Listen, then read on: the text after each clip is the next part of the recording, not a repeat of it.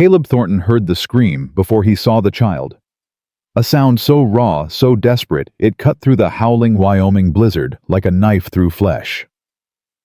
When he found them, a 5-year-old girl standing guard over her mother's crumpled body in waist-deep snow, armed with nothing but a stick and a rock, something inside him shattered. The woman wasn't moving. The child was turning blue, and Caleb made a decision that would change everything. Stay until the end to see how 3 broken souls became an unbreakable family. Comment what city you're watching from, so I can see how far this story has traveled. The scream came again. Caleb pulled his horse to a dead stop, his breath freezing in the air. 8 years of silence on this ranch. 8 years of nothing but wind and cattle and his own thoughts for company. He'd forgotten what a human voice sounded like when it was breaking. Easy boy. He patted his gelding's neck, scanning the white wall of snow swirling around him. Easy. The blizzard had come on fast. November in Wyoming territory didn't give warnings. 1 minute the sky was gray, the next minute you couldn't see your own hand in front of your face. Caleb had been checking the fence line when the storm hit a stupid decision, but he'd made plenty of those in 40 years of living. The scream tore through the wind a third time. Not an animal. Human. Small. A child. Caleb kicked his horse forward before his brain caught up with his body. The gelding protested, fighting against the driving snow, but Caleb pushed harder. Something in that sound, the terror, the desperation, the sheer stubborn fury of it, wouldn't let him turn back. 50 yards. 100. The world was nothing but white and cold, and that voice calling him forward like a beacon. Then he saw her. A girl. Couldn't have been more than 5 years old. Standing in snow up to her waist, her little body shaking so hard he could see it from 20 feet away. Her hair was plastered to her face with ice. Her lips were blue. Her fingers were wrapped around a stick she was waving like a sword. And behind her, half buried in a snowdrift, was a woman who wasn't moving. Jesus Christ! The words came out as vapor. Caleb dismounted, and the girl's head snapped toward him. Her eyes huge and dark and wild with something between terror and rage locked onto his face. "Stay back!" Her voice cracked like ice breaking. "Don't you touch her! Don't you touch my mama!" Caleb raised both hands, showing her his palms. His heart was hammering. The woman on the ground, he could see now that she was breathing, barely, her chest rising and falling in shallow little gasps. But she was gray like death waiting to happen. "I ain't gonna hurt nobody," Caleb said, keeping his voice low and steady. "Name's Caleb Thornton. I got a ranch about 3 miles from here. I got a warm fire and food and medicine. Looks like your mama could use all 3. "We don't need nothing from you." The girl took a step forward, putting herself more firmly between Caleb and her mother. The stick trembled in her frozen hands. "Mama said don't trust nobody. She said wait here, and she'd wake up and we'd go to California, and everything would be... Her voice broke completely. A sob ripped out of her that seemed too big for her tiny body, but she didn't lower the stick. Caleb felt something crack inside his chest. Something he'd spent 8 years building. Walls. Defenses. Whatever you wanted to call them. This child was tearing through them with nothing but a stick and sheer willpower. "What's your name, kid?" he asked gently. The girl's chin quivered. "Rosie." "Rosie. That's a real pretty name." Caleb took one slow step forward. "Rosie, I can see you're about the bravest girl in all of Wyoming standing guard over your mama like this. But the truth is, she's real sick. And if we don't get her warm soon, all that brave ain't gonna matter. You understand what I'm saying?" Rosie's eyes filled with tears that froze on her cheeks as they fell. "She ain't gonna die. She promised she wouldn't leave me. She promised." "Then let's make sure she keeps that promise." Caleb knelt down in the snow, getting himself on her level. The cold bit through his pants, but he didn't care. He was looking at this child, this fierce, frozen, terrified child who'd probably been standing here for hours, and something shifted in his gut. "I used to be a medic in the war," he said. "Patched up a lot of hurt folks. Some of them a lot worse off than your mama. But I gotta look at her first. Will you let me do that?" Rosie's fingers tightened on the stick. For a long moment, Caleb thought she might actually swing at him. Then slowly she lowered it. "If you hurt her," she whispered, "I'll kill you." Despite everything, the cold, the dying woman, the desperate situation, Caleb felt one corner of his mouth twitch. Fair enough. He moved past the girl carefully, very aware of her eyes tracking his every movement. Up close, he could see the woman had been beautiful once, before exposure and fever had hollowed out her cheeks, before her lips had cracked and bled from the cold. Her hair was the color of autumn leaves spread across the snow like something from a painting. But it was the wound that stopped him cold. Her side. Under her torn dress, half hidden by the fabric, he could see it. A gash deep and angry, the skin around it red with infection, despite the freezing temperatures. Someone had tried to stitch it up, but they'd done a poor job. The wound was festering. In this cold, that should have been impossible. But infection didn't follow rules. Caleb pressed his fingers to her neck. Her pulse was there, rapid and weak, her heart fighting to keep her alive. Her skin burned with fever, even as her body shook with cold. "How long she been like this?" he asked. "I don't know." Rosie's voice was small now. The fierceness was draining away, replaced by exhaustion. "We were in the wagon. Then the men came. They took everything. Papa tried to stop them, but they... She couldn't finish. Caleb's jaw tightened. "When did the men leave?" "Morning, I think. The sun was different." Rosie swayed on her feet. "Mama woke up after. She said we had to walk, find a town, find help. But she fell down. She couldn't get back up. I tried to carry her. I tried and tried, but she's too heavy and I ain't strong enough and..." "Hey!" Caleb caught the girl gently by the shoulders as she started to tip forward. "You did good, Rosie. You did exactly what you were supposed to do. You stayed with her. You kept watch. That's what saved her life."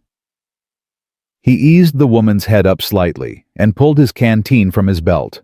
The water was half frozen, but he managed to get a few drops onto her cracked lips. She didn't wake, but her throat worked reflexively, swallowing. That was something. That meant she was still fighting. "Is she gonna die?" Rosie asked.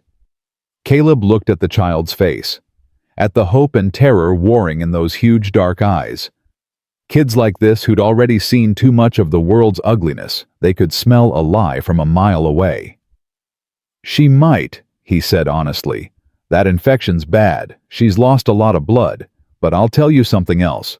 She's still breathing, which means she's still fighting. And if she's half as stubborn as her daughter, she's got a hell of a chance." Rosie wiped her nose on her arm, leaving a streak of frozen snot across her face. "What are you gonna do?" "I'm gonna take both of you back to my ranch. Got medicine there, supplies. Everything we need to give your mama a fighting chance." He stood scanning the white wall of snow around them. The storm was getting worse. They had maybe an hour before visibility dropped to nothing. "Can you ride a horse?" Rosie nodded. "Good. You're gonna sit up front with me. I'm gonna carry your mama behind us. She's too heavy. I tried." "I know you did." Caleb was already bending down, sliding his arms under the woman's shoulders and knees.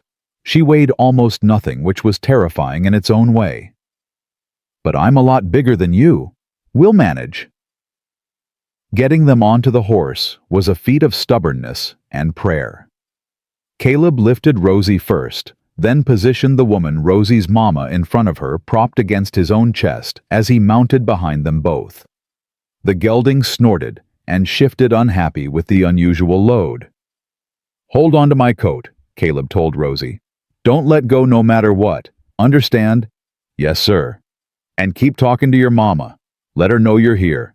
Sometimes folks can hear things even when they're sleeping like this." Rosie's small hands grabbed fistfuls of his sheepskin coat. Mama, it's me. It's Rosie. This man Caleb, he's helping us. He's got a ranch with a fire and medicine. So you just gotta hang on. Okay, you gotta keep your promise. You promised you wouldn't leave me. Caleb turned the horse toward home and kicked him into a careful walk. Every step was calculated fast enough to matter slow enough not to jostle his unconscious passenger too badly. The woman's head lolled against his shoulder. He could feel the terrifying heat of her fever through both their clothes. 3 miles had never seemed so far. They rode in silence for the first half-mile. The storm howled around them, snow driving into their faces, the cold biting through every layer of clothing. Caleb kept his eyes fixed ahead, following landmarks he knew by heart. A split boulder, a dead cottonwood, the creek bed that ran dry in summer, but would be buried under 3 feet of snow by now. Mr. Caleb. Rosie's voice was barely audible over the wind. Just Caleb, kid. Caleb, she paused. Is your ranch nice? He thought about his small cabin with its patched roof and drafty windows, the barn that needed a new door, the fence lines that always seemed to need mending no matter how much work he put into them. It's solid, he said. Got 4 walls and a roof that don't leak much. Got a stove that puts out good heat and a well that never freezes. It ain't fancy, but it's home. Do you have a wife? No. Kids? No. Why not? Caleb's hands tightened slightly on the reins. That's a complicated question for a little girl to be asking. Mama says I ask too many questions. Your mama sounds like a smart woman. She is. She's the smartest person in the whole world. She used to be a teacher, you know, before she married Papa. She can read Latin, and she knows all about plants and healing. She's the one who stitched herself up after the bad men hurt her. Caleb's stomach turned. A woman injured and bleeding trying to stitch her own wound while protecting her child from God knew what. The rage that flared in his chest surprised him with its intensity. Tell me about your papa, he said, partly to keep the girl talking and awake, partly because he needed to know what kind of situation he was stepping into. Rosie was quiet for a long moment. When she spoke, her voice was flat in the way children's voices get when they're trying not to feel something too big for them. Papa died. The bad men shot him. He was trying to protect us and they shot him and he fell down and Mama screamed and I screamed and then they... You don't have to tell me, Caleb said quickly. They wanted to take Mama. One of them said she was too pretty to leave behind. Rosie's small body shuddered against his chest. But Mama grabbed me and ran. She ran so fast even though she was bleeding. She ran until she couldn't run no more. Then we walked. Then she fell down. Then the snow started. Caleb let the silence stretch, giving her space to feel whatever she needed to feel. What was your papa's name? He asked finally. Thomas. Thomas Sullivan. He was going to build us a house in California, with a garden and a swing and a room just for me. Rosie's voice cracked. He promised. I'm sorry, Rosie. Mama cried a lot. She tried to hide it, but I heard her at night. Every night since Papa went to heaven. Rosie paused. Do you think he's watching us right now from heaven? Caleb thought about all the men he'd watched die in the war. About Eleanor and the baby buried on the hill behind his cabin. About whether heaven existed at all, or if it was just a story people told themselves to make the dying easier. I think, he said carefully, that folks who love us don't ever really leave. They stay right here. He touched his chest. In here.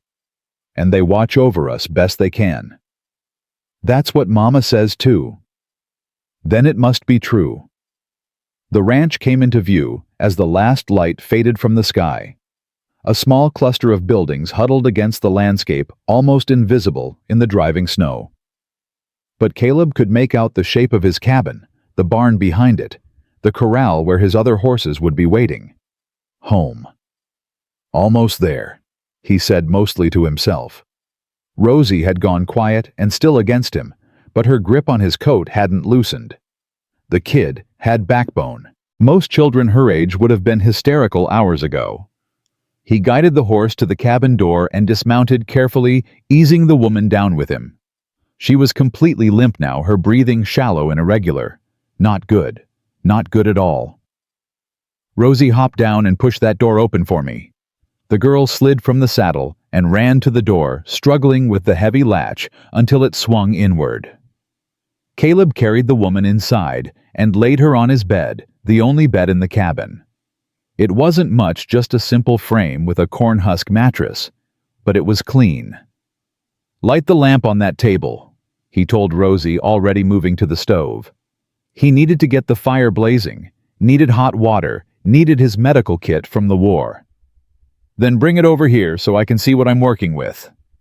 The next hour was a blur of activity. Caleb stripped away the woman's frozen clothes as carefully as he could, very aware of Rosie watching from the corner. He kept his touch, clinical professional, the same way he'd treated wounded soldiers on the battlefield. No room for anything but the work. The wound on her side was worse than he'd thought. Deep. Infected. The stitches she'd done herself were already pulling apart the flesh around them, angry and swollen. Red lines spread from the wound like spider legs, blood poisoning creeping through her system. He cleaned it first with whiskey, and she moaned even in unconsciousness, her body trying to twist away from the pain. Then he heated his knife blade in the stove flame and did what he had to do, cut away the dead tissue, clean out the infection, stitch her back together properly. She screamed. Even unconscious, she screamed. Rosie burst into tears, but didn't run, didn't look away. She grabbed her mother's hand and held on tight. "Mama, Mama, it's okay, Caleb's helping you. He's making you better." "Keep talking to her," Caleb ordered through gritted teeth. "Let her know you're here." "Oh, Mama, you gotta wake up. You gotta keep your promise. You promised you wouldn't leave me, Mama. You promised." The stitching took 20 minutes. By the time Caleb tied off the last one, his hands were shaking and sweat was dripping down his face despite the cold. He wrapped the wound in clean bandages, then turned his attention to the fever. That was the real killer now. The infection spreading through her blood, burning her from the inside. He packed her in cool cloths and forced water down her throat, a few drops at a time. He crushed willow bark and made her swallow it. He did everything he'd learned in 4 years of war and 8 years of solitude. And then he waited. Rosie had crawled up onto the bed beside her mother, her small body curled against the woman's side. She was asleep now. True sleep, the deep unconscious kind that came from complete exhaustion. Caleb pulled a chair up beside the bed and sat there watching them both. The fire crackled in the stove. The wind howled outside. Inside, 2 strangers slept in his bed while he counted pulse beats and breaths. Around midnight, the woman began to stir. "No." Her voice was thick, slurred. "Don't. Please don't. Rosie, where's Rosie?" "Mama." Rosie jerked awake instantly. "Mama, I'm here." "Stay away from her." The woman's eyes flew open, wild and unseeing. "Don't you dare touch her. Don't you—" "Ma'am." Caleb moved to the bedside, keeping his voice calm. "Ma'am, you're safe. Your daughter's safe. You're at my ranch. Nobody's gonna hurt either of you." But the woman was beyond hearing. She tried to sit up, crying out, when the movement pulled at her stitches. Her hand shot out and grabbed Rosie, pulling the girl against her with what little strength she had. "Mama, it's okay." Rosie was crying now. "We're safe. Mama, Caleb saved us. He found us in the snow and brought us here and made you better." Something in Rosie's voice got through. The woman's wild eyes focused on her daughter's face. Recognition flickered. Relief. "Rosie, I'm here, Mama. I'm right here. I told you to run, to find help. I couldn't leave you, Mama. I couldn't." The woman's eyes filled with tears. "My brave girl. My brave, brave girl." Then her gaze shifted to Caleb, and every bit of that brief softness vanished. Her expression went hard, suspicious, afraid. "Who are you? Where am I? What did you—" My name's Caleb Thornton, he said, holding up both hands so she could see them. You're at my ranch about 3 miles from where I found you. Your daughter was standing guard over you in the middle of a blizzard.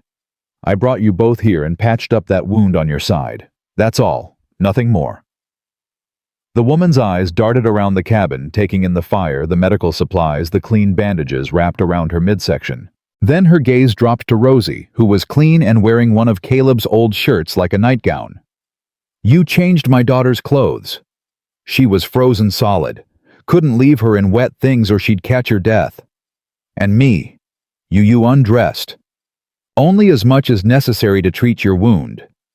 Caleb kept his voice steady. Your daughter was right here the whole time. I ain't done nothing improper, ma'am. You got my word on that. She stared at him for a long moment. He could see the war playing out behind her eyes, wanting to believe him, not daring to. Whatever those men had done to her, whatever she'd been through, it had taught her not to trust. Fair enough. He'd earned trust from warier creatures than this. What do you want? She asked finally. Nothing. Everyone wants something. Maybe so, but right now, all I want is for you to rest and heal. You damn near died out there, ma'am. That wound was infected bad. Fever's still burning. You're gonna need time to recover. And then what? You'll just let us go. Let you. Caleb almost laughed. Ma'am, you ain't prisoners. Soon as you're strong enough to travel, you're free to go wherever you want. I'll even give you a horse and supplies to get there. But right now, you can barely sit up without turning gray. So maybe we table this discussion until you're not at death's door. Fair. The woman's jaw tightened, but some of the fear in her eyes was fading, replaced by something that might have been confusion or hope. Mama? Rosie whispered, tugging at her mother's hand. Caleb's nice. He saved us. He made me hot food and let me wear his shirt, and he didn't yell even when I asked too many questions. The ghost of a smile flickered across the woman's cracked lips. You always ask too many questions, baby. That's what Caleb said too. He said you were smart for knowing that. The woman looked at Caleb again. This time her expression was softer. Not trusting, not yet, but not hostile either. Clara, she said quietly. My name is Clara May Sullivan.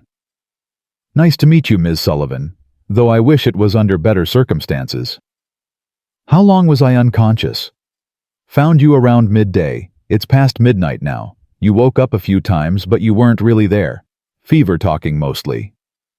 Clara closed her eyes, and Caleb could see the weight of everything pressing down on her. Her husband dead. Her daughter nearly frozen. Her own body broken and burning. She was holding on by sheer force of will. You should sleep, he said. Real sleep. Your body needs it. I can't. If they followed us, nobody followed you through that storm. And even if they did, they ain't getting past me. Caleb gestured to the rifle leaning against the wall by the door. I've been sleeping with one eye open for 8 years, ma'am. Ain't nothing gonna happen to you or your daughter while you're under my roof. You got my word. Clara's eyes met his. Something passed between them, an understanding maybe. One survivor recognizing another. Why are you helping us? She whispered. Caleb was quiet for a long moment. He thought about Eleanor, about the baby he'd never held, about coming home to find 2 graves instead of a family. Because someone should have helped them, he said finally. And nobody did. Clara didn't ask who them was. Maybe she saw the answer in his face. Maybe she understood that some wounds didn't need explaining. She nodded once slowly. Then her eyes drifted closed, and within moments her breathing had evened out into true sleep. Rosie was still awake, watching Caleb with those huge dark eyes. You're sad, she said softly. Like Mama. Like you lost someone too. Get some sleep, kid. Did you lose someone? Caleb looked at this child who'd been through more in one day than most people faced in a lifetime. Who'd watched her father die, and nearly watched her mother die, and still had room in her heart to notice someone else's pain? Yeah, he admitted. A long time ago. Rosie considered this. Then she reached out and patted his hand the way a much older person might comfort a child. Maybe we can be sad together, she said. Mama says sad is easier when you're not alone. Then she curled up against her mother's side and closed her eyes. Caleb sat in his chair and watched them sleep, these two strangers who'd appeared out of a blizzard and turned his quiet world upside down. The fire crackled. The wind howled. Outside, the storm raged on. But inside his cabin, for the first time in 8 years, Caleb Thornton didn't feel alone. The fever broke on the third day. Caleb was outside splitting wood when he heard Rosie's voice ring out from the cabin, high and bright, and nothing like the scared whisper he'd grown used to. Mama, Mama, you're awake. Really awake. He dropped the axe and ran. Clara was sitting up in bed, her face pale but her eyes clear. Rosie had thrown herself across her mother's lap and was crying, the good kind of crying, the kind that came from relief so big it had to escape somehow. Easy, easy. Clara's voice was hoarse but steady. Her hand stroked Rosie's hair with the automatic gentleness of a mother who'd done it 1,000 times. I'm here, baby. I'm right here. You slept so long, Mama. 3 whole days. Caleb said the fever was burning you up inside, and I was so scared you wouldn't wake up, and I prayed and prayed and... I heard you. Clara's eyes glistened. I heard you praying, Rosie. I heard you singing to me. That's what brought me back. Caleb stood in the doorway, uncertain. This felt like a moment he shouldn't be part of. A family moment. Something private and precious. But then Clara looked up and saw him, and something in her expression shifted. Mr. Thornton? Ma'am. Rosie tells me you've been taking care of us for 3 days. Feeding us, nursing me, sleeping on the floor while we took your bed. It ain't nothing. It's everything. Clara's voice cracked. You saved our lives, both of us. I don't know how to... You can thank me by getting stronger. Caleb pushed off the doorframe, suddenly uncomfortable with the emotion in her eyes. I'll make some broth. You need to eat. He retreated to the stove before she could say anything else. Behind him, he heard Rosie chattering away, filling her mother in on everything that had happened while she was unconscious. And Caleb let me feed the chickens, Mama. There's 6 of them, and they all have names. Pepper is the mean one, but she lays the best eggs. And there's a horse named Scout who lets me pet his nose. And Caleb taught me how to make coffee, even though he says I'm too young to drink it. But he let me have a little sip, and it was real bitter. But I didn't make a face because I'm brave. Like you said. Rosie. Clara's voice was soft but amused. Breathe, baby. Sorry, Mama. I just missed talking to you. I missed you too. Caleb focused on the broth, stirring it longer than necessary. The warmth of their reunion filled the small cabin in a way he wasn't prepared for. It had been so long since there'd been warmth in this place. Real warmth. The kind that came from people instead of fire. He brought the broth to Clara and watched her drink it slowly, her hands trembling from weakness. Rosie had climbed onto the bed beside her, refusing to be more than arm's length away. How do you feel? Caleb asked. Like I got trampled by a horse and dragged behind a wagon. Clara managed a weak smile. But I'm alive. Thanks to you. Thanks to her, mostly. Caleb nodded at Rosie. I just did the easy part. She's the one who kept you alive in that storm. She told me, standing guard with a stick. Clara's eyes welled up again. My brave girl. Mama, don't cry. You said crying makes your head hurt. These are happy tears, baby, the good kind. Caleb turned away, giving them privacy. He busied himself with chores, stoking the fire, checking the supplies, anything to keep his hands occupied and his eyes elsewhere. But the cabin was small, and Clara's voice carried. Tell me about him, he heard her whisper to Rosie. Tell me everything. He's nice, Mama. Real nice. He talks quiet, and he doesn't yell even when I break things. And he has sad eyes like you. Like he lost someone too. Did he tell you that? Not really, but I can tell. Can't you? A long pause, then Clara's voice even softer. Yes, I can tell. Caleb's hands stilled on the firewood. He felt exposed in a way he hadn't felt in years. Seen. By a 5-year-old, no less. And now by her mother, whose eyes he could feel on his back, even across the room. Mr. Thornton. He turned. Clara was watching him with an expression he couldn't read. Not fear, not exactly, but not trust either. Something in between. I need to ask you something. Ask? Why didn't you take Rosie to town? There must be a town nearby. People who could have cared for her while I... She swallowed hard. You could have just taken her somewhere safe and left me. Plenty of men would have. Caleb met her eyes. Plenty of men ain't worth the dirt on their boots. That's not an answer. It's the only one I got. He crossed to the chair by the bed and sat down heavily. You want me to explain why I didn't leave a dying woman and her child to freeze in a blizzard? I can't. It ain't something that needs explaining. It's just something you do. Not everyone does. Then everyone else is wrong. Clara studied him for a long moment. Whatever she was looking for, she must have found it because some of the tension left her shoulders. Rosie trusts you, she said quietly. She doesn't trust easily, not anymore, not after... Her voice caught. Not after everything. She's got good instincts. She does. Clara's hand found Rosie's and squeezed. She's the smartest person I know. Mama? Rosie giggled. I'm just a kid. You're my kid. That makes you smart by default. The easy affection between them tugged at something in Caleb's chest. He remembered this. This casual intimacy of family.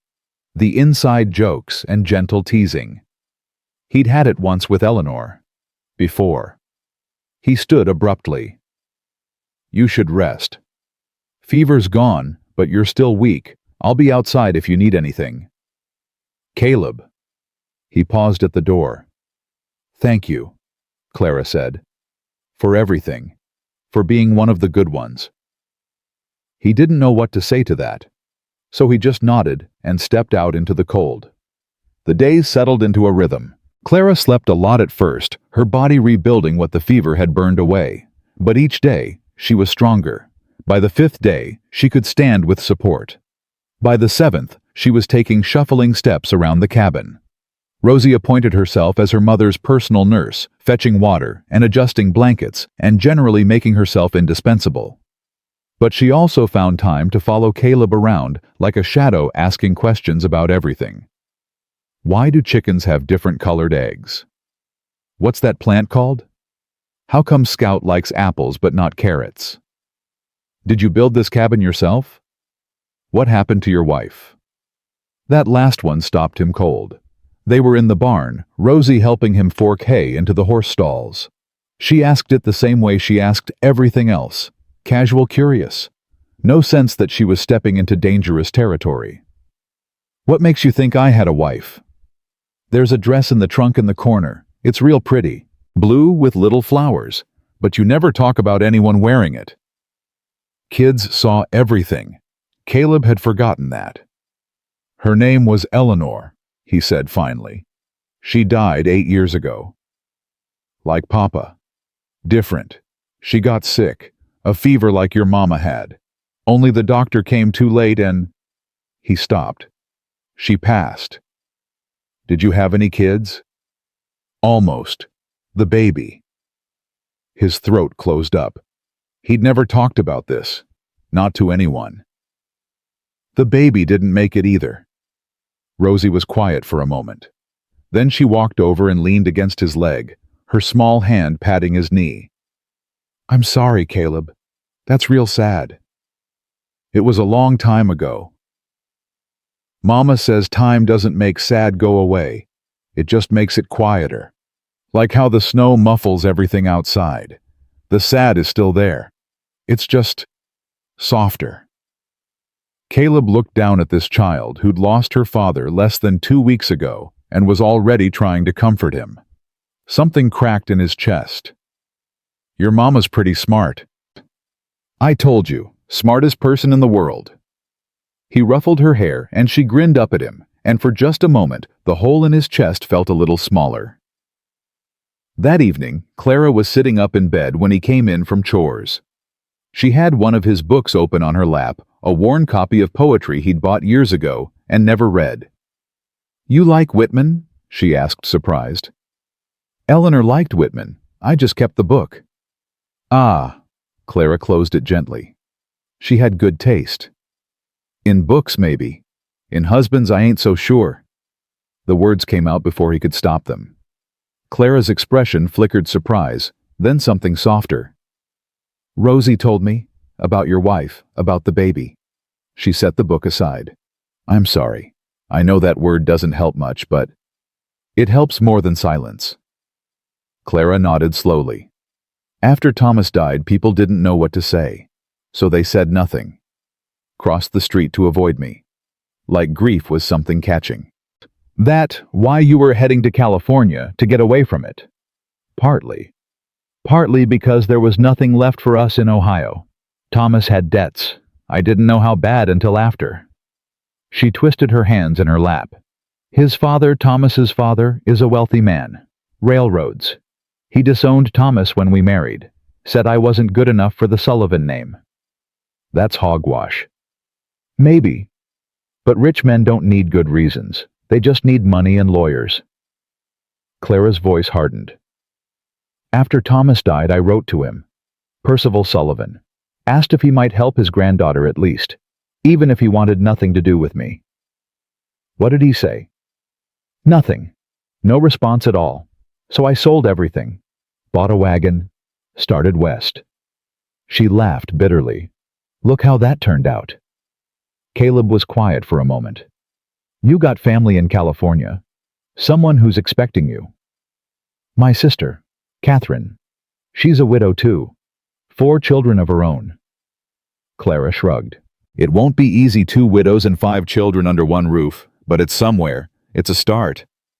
That's a long way to travel. Hard country between here and there. I know. Clara met his eyes. But staying put never got anyone anywhere. There was steel in her voice. The same steel he'd heard in Rosie's that first day in the blizzard. Mother and daughter cut from the same cloth. When you're strong enough, Caleb said carefully, I'll take you as far as Salt Lake City. There's regular stage service from there to California, safer than traveling alone. Clara blinked. You'd do that? Said I would, didn't. I said I'd give you a horse and supplies. This is just taking it a step further. That's weeks of travel. In winter, you'd leave your ranch, your animals. Got neighbors who can check on things. Done it before. He stood suddenly restless. Anyway, ain't something to decide tonight. You need more rest. Another week at least before you're fit for any kind of journey. Caleb? He paused. Why are you doing all this? Clara's voice was barely above a whisper. The truth this time. Not just, it's something you do. The real reason. He stood there, back to her hand on the doorframe. The question hung in the air between them. I told you about Eleanor, he said finally. What I didn't tell you was that I wasn't here when it happened. I was 2 days' ride away checking cattle. When I got back, she was already buried, her and the baby both. My neighbor's wife had done what she could, but... His voice caught. There was no one there to help her. When she needed it most, I wasn't there. That wasn't your fault. Doesn't matter. She died calling for me, and I wasn't there. He heard Clara's sharp intake of breath. So, when I saw you in that snow, he continued, saw your daughter trying to keep you alive with nothing but a stick and stubbornness, I couldn't ride past. I couldn't be the man who wasn't there. Not again. Silence, long and heavy. Then the rustle of blankets and soft footsteps. Clara appeared beside him. She was weak, still swaying slightly, but her eyes were fierce. "You're not that man," she said quietly. "You never were. Whatever happened with Eleanor, it wasn't a choice. But this was a choice. You chose to stop. You chose to help. You chose to be here. Clara, I spent 2 weeks believing I'd never trust another man again." She reached up and touched his face, her fingers cool against his cheek. "I was wrong." Caleb stood frozen. Her touch was light, barely there, but it burned through him like the fever he'd fought to save her from. "You shouldn't." "I know." She dropped her hand. "I know it's too soon. I know I'm still grieving and you're still wounded, and nothing about this makes sense. But I wanted you to know. Whatever happens next, whatever I decide to do, you saved more than my life. Caleb Thornton. You saved my ability to believe in people again. That matters." She turned and walked back to the bed, moving slowly but steadily. Caleb watched her go, something unfamiliar stirring in his chest. Something that felt dangerously like hope. The third week brought trouble. Rosie had been helping Caleb in the barn when they heard the hoofbeats. Multiple horses approaching fast from the south. Caleb's hand went to his rifle before he even processed the thought. "Rosie, go inside. Tell your mama to stay quiet and away from the windows." "But now, Rosie." The girl ran. Caleb positioned himself behind the barn door, rifle ready, watching the riders approach. 3 of them pushing hard. His finger tightened on the trigger. Then the lead rider came into view, and Caleb let out a breath. Zeke Harper, his neighbor from 12 miles east. A good man with a wife and 5 children and no reason to be riding this hard in the middle of winter. "Caleb?" Zeke pulled his horse to a sliding stop, snow spraying everywhere. "We got trouble." "What kind of trouble?" "The kind that wears fancy suits and asks too many questions." Zeke dismounted, his face grim. "There's a man in town. Came up from Cheyenne 3 days ago. Says he's a lawyer representing some rich family back east.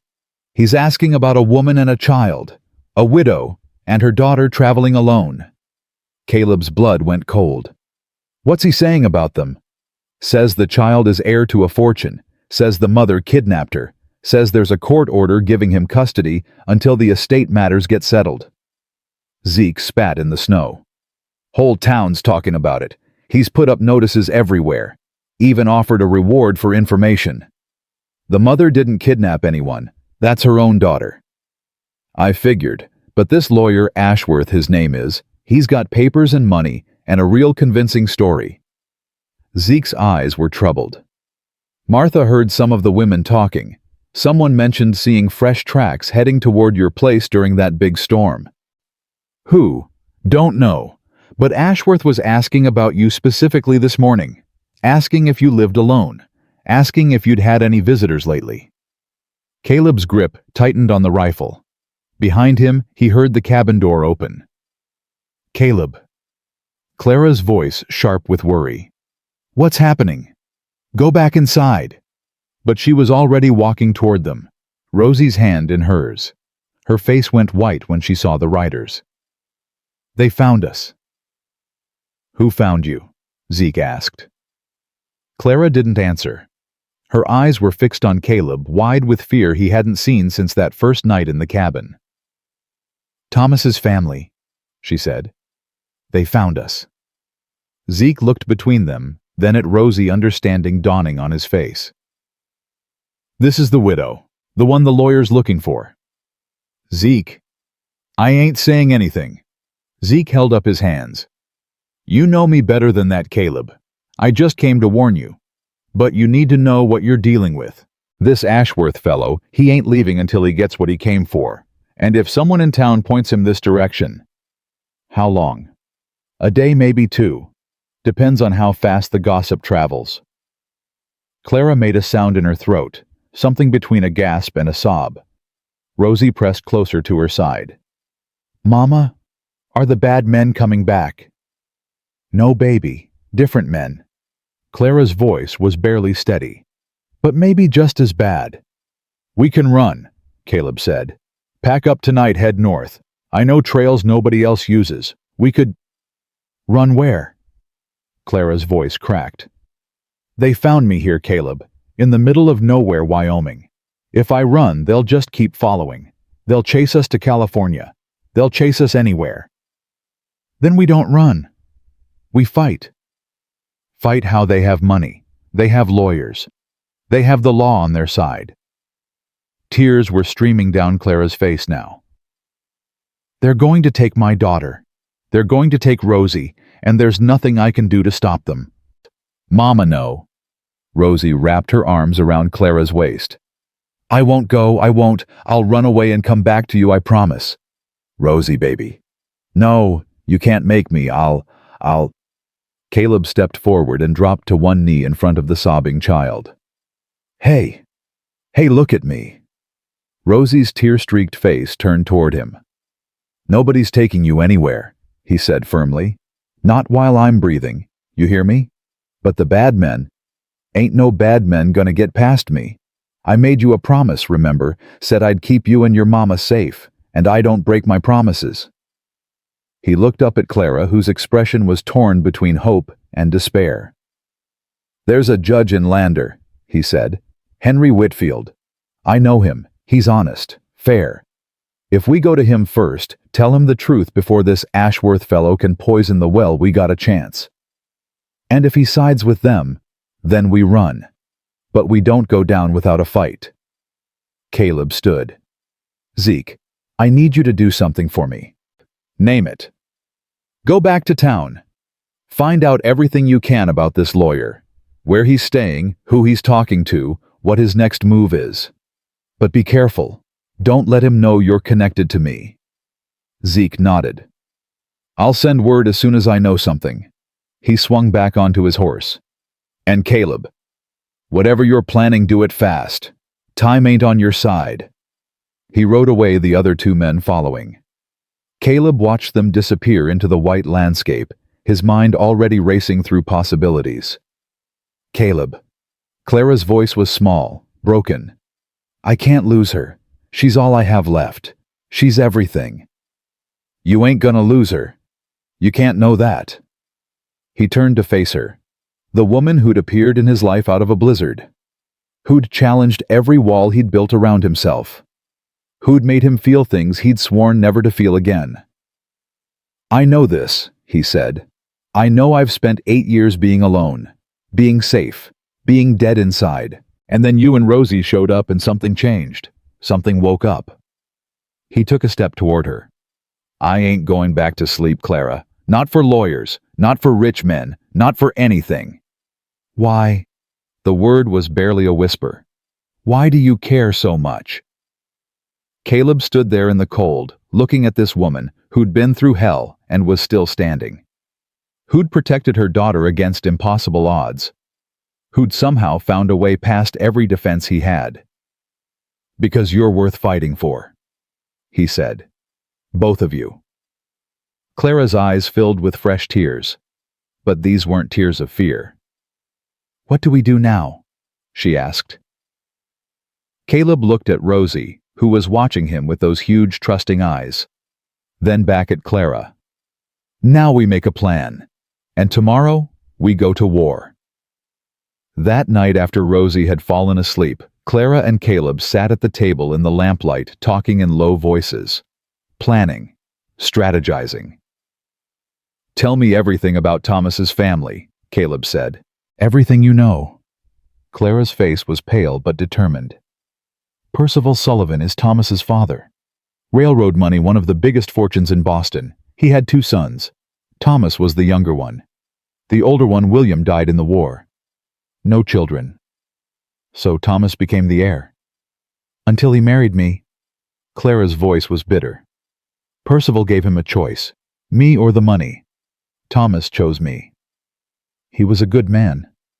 He was the best man I've ever known. A tear slipped down her cheek.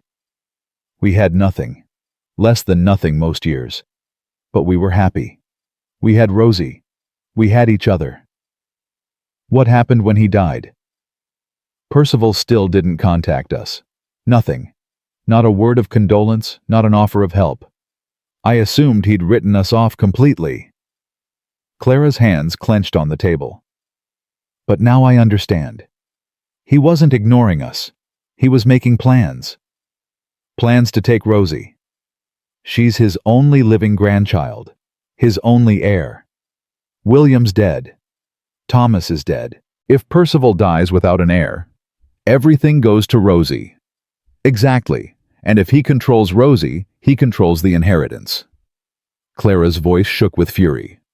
He doesn't want her because he loves her. He wants her because she's useful. She's a commodity, a piece of property to be managed. Caleb's jaw tightened. What about you? What happens to you if he takes her? Nothing good. He'll claim I'm unfit, unstable, maybe dangerous. He'll make sure I never see her again. Clara's composure finally cracked. And she'll grow up in that cold, loveless house surrounded by servants who don't care about her, and a grandfather who only sees her as a means to an end. She'll become exactly what they want her to be. And my Rosie, my fierce, brave, beautiful Rosie, will disappear. Caleb reached across the table and took her hand. Her fingers were ice cold. That ain't gonna happen. You keep saying that. Because I mean it. He squeezed her hand. Listen to me, Clara. I've fought in a war. I've faced down men trying to kill me. I've survived things that should have broken me. And I'm telling you now, I ain't letting anyone take that child. Not while there's breath in my body. Clara searched his face. What are you suggesting? I'm suggesting we don't wait for them to come to us. Tomorrow morning we ride to Lander. We go straight to Judge Whitfield. We tell him everything, the truth, all of it. The attack on the trail, Thomas's murder, how you nearly died, everything. And if the judge has already been bought, then at least we'll know where we stand. But Whitfield's a fair man. He owes me a favor from years back. If anyone in this territory will listen to reason, it's him. Clara was quiet for a long moment. Then she nodded slowly. Okay. We go to the judge. She met his eyes. But Caleb, if this doesn't work, if they come for Rosie anyway, then we disappear. Canada, Mexico, somewhere they can't follow. I know this land better than any lawyer from Boston. They'll never find us. You'd give up everything, your ranch, your life here. Caleb looked around the cabin, at the walls he'd built with his own hands, the stove he'd hauled 50 miles, Eleanor's dress in the trunk in the corner. There ain't nothing here worth keeping, he said quietly. Not without someone to share it with. Clara's breath caught. For a moment neither of them moved. The fire crackled. The wind whispered against the walls. Then Clara leaned across the table and pressed her lips to his. It was brief, barely a moment. But when she pulled back, something had changed between them. Something that couldn't be unnamed. Whatever happens tomorrow, she whispered, thank you. For believing in us. For fighting for us. Always, Caleb said. And he meant it. They left before dawn. Rosie was bundled between them on the wagon seat, her small body warm against Caleb's side. Clara sat rigid on the other side, her face pale in the gray morning light. None of them had slept much. Papa used to say the early bird gets the worm. Rosie said, breaking the heavy silence. But I don't like worms. They're squishy. It's just an expression, baby, Clara murmured. I know, but it's a bad one. Who wants worms for breakfast? Caleb felt his mouth twitch despite the tension knotting his shoulders. She's got a point. Don't encourage her. Too late. I'm encouraged. Rosie grinned up at him. Caleb likes my jokes, Mama. He says I'm funny. I said you talk a lot. That ain't the same thing. You laughed when I told you about Pepper chasing the cat. That means I'm funny. Clara reached across and smoothed Rosie's hair. You're something, all right. They rode in silence for a while after that. The road to Lander stretched ahead of them, 18 miles of frozen ruts and treacherous ice. Caleb kept his eyes moving, scanning the horizon for any sign of riders. Nothing yet. But that didn't mean nothing was coming. Caleb, Rosie's voice had gone small. "What's going to happen when we get to town? We're going to talk to a judge, tell him the truth about what happened to you and your mama. Will he believe us?" Caleb thought about all the lies money could buy, all the truth it could bury. "I reckon he will. Judge Whitfield's a good man." "What if he isn't? What if he's like the bad men who hurt Papa?" Clara made a choked sound. Caleb reached down and squeezed Rosie's shoulder. "Then we'll figure something else out. But no matter what happens, you're staying with your mama. You hear me? Nobody's taking you anywhere. Promise. Promise." Rosie nodded solemnly. Then she leaned her head against his arm and closed her eyes. They reached Lander just past noon. The town was busier than Caleb had ever seen it. Wagons crowded the main street. People clustered in groups, voices carrying on the cold air. Something was happening. Something that had the whole place stirred up like a hornet's nest. "Stay close," Caleb murmured to Clara. "Don't talk to anyone unless you have to. I know how to be invisible. That's what worries me." He guided the wagon toward the courthouse, aware of the eyes following them. Strangers in a small town always drew attention. But this felt different. This felt like people were looking for something specific, looking for someone. "Caleb," Clara's voice was tight. "Those notices on the post office." He saw them. 3 of them tacked to the wooden boards outside the building. Even from a distance, he could make out the bold lettering at the top, "Reward." "Don't look," he said. "Keep your head down." "There's a picture. Caleb, there's a picture of me." I said don't look. But it was too late.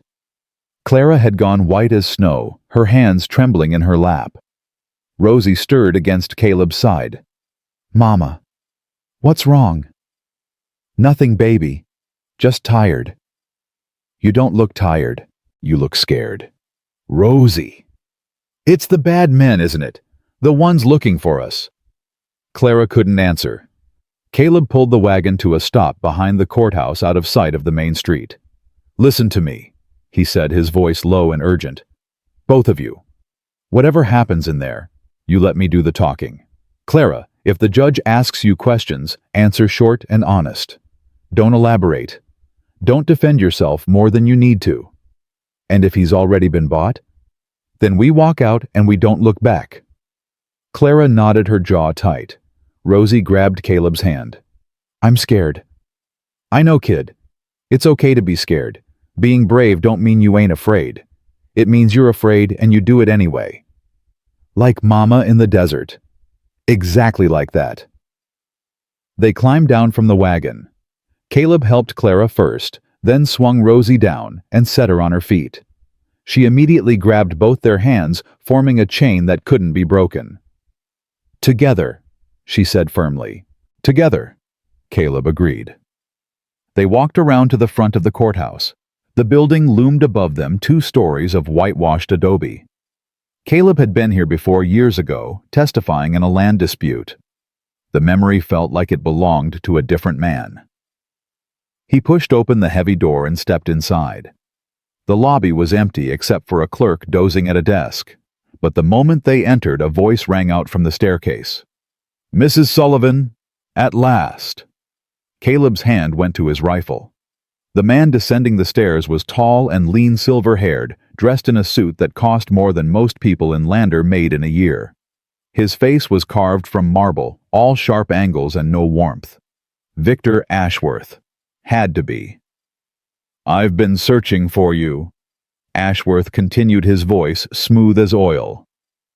"You've led me on quite a chase, but then that's what guilty people do, isn't it? They run." "I ain't run from anything," Clara said, her voice steadier than Caleb expected. "I've been recovering from nearly dying." "Ah, yes, the mysterious attack in the desert." Ashworth's eyes flickered to Caleb. "And this must be the rancher who's been hiding you. Mr. Thornton, isn't it? I've heard interesting things about you." "I ain't hiding nobody, just helping folks in need." "How noble." The word dripped with contempt. "Unfortunately, helping folks in need becomes a crime when those folks are fugitives from justice. She ain't a fugitive? The court disagrees. Ashworth pulled papers from his jacket pocket.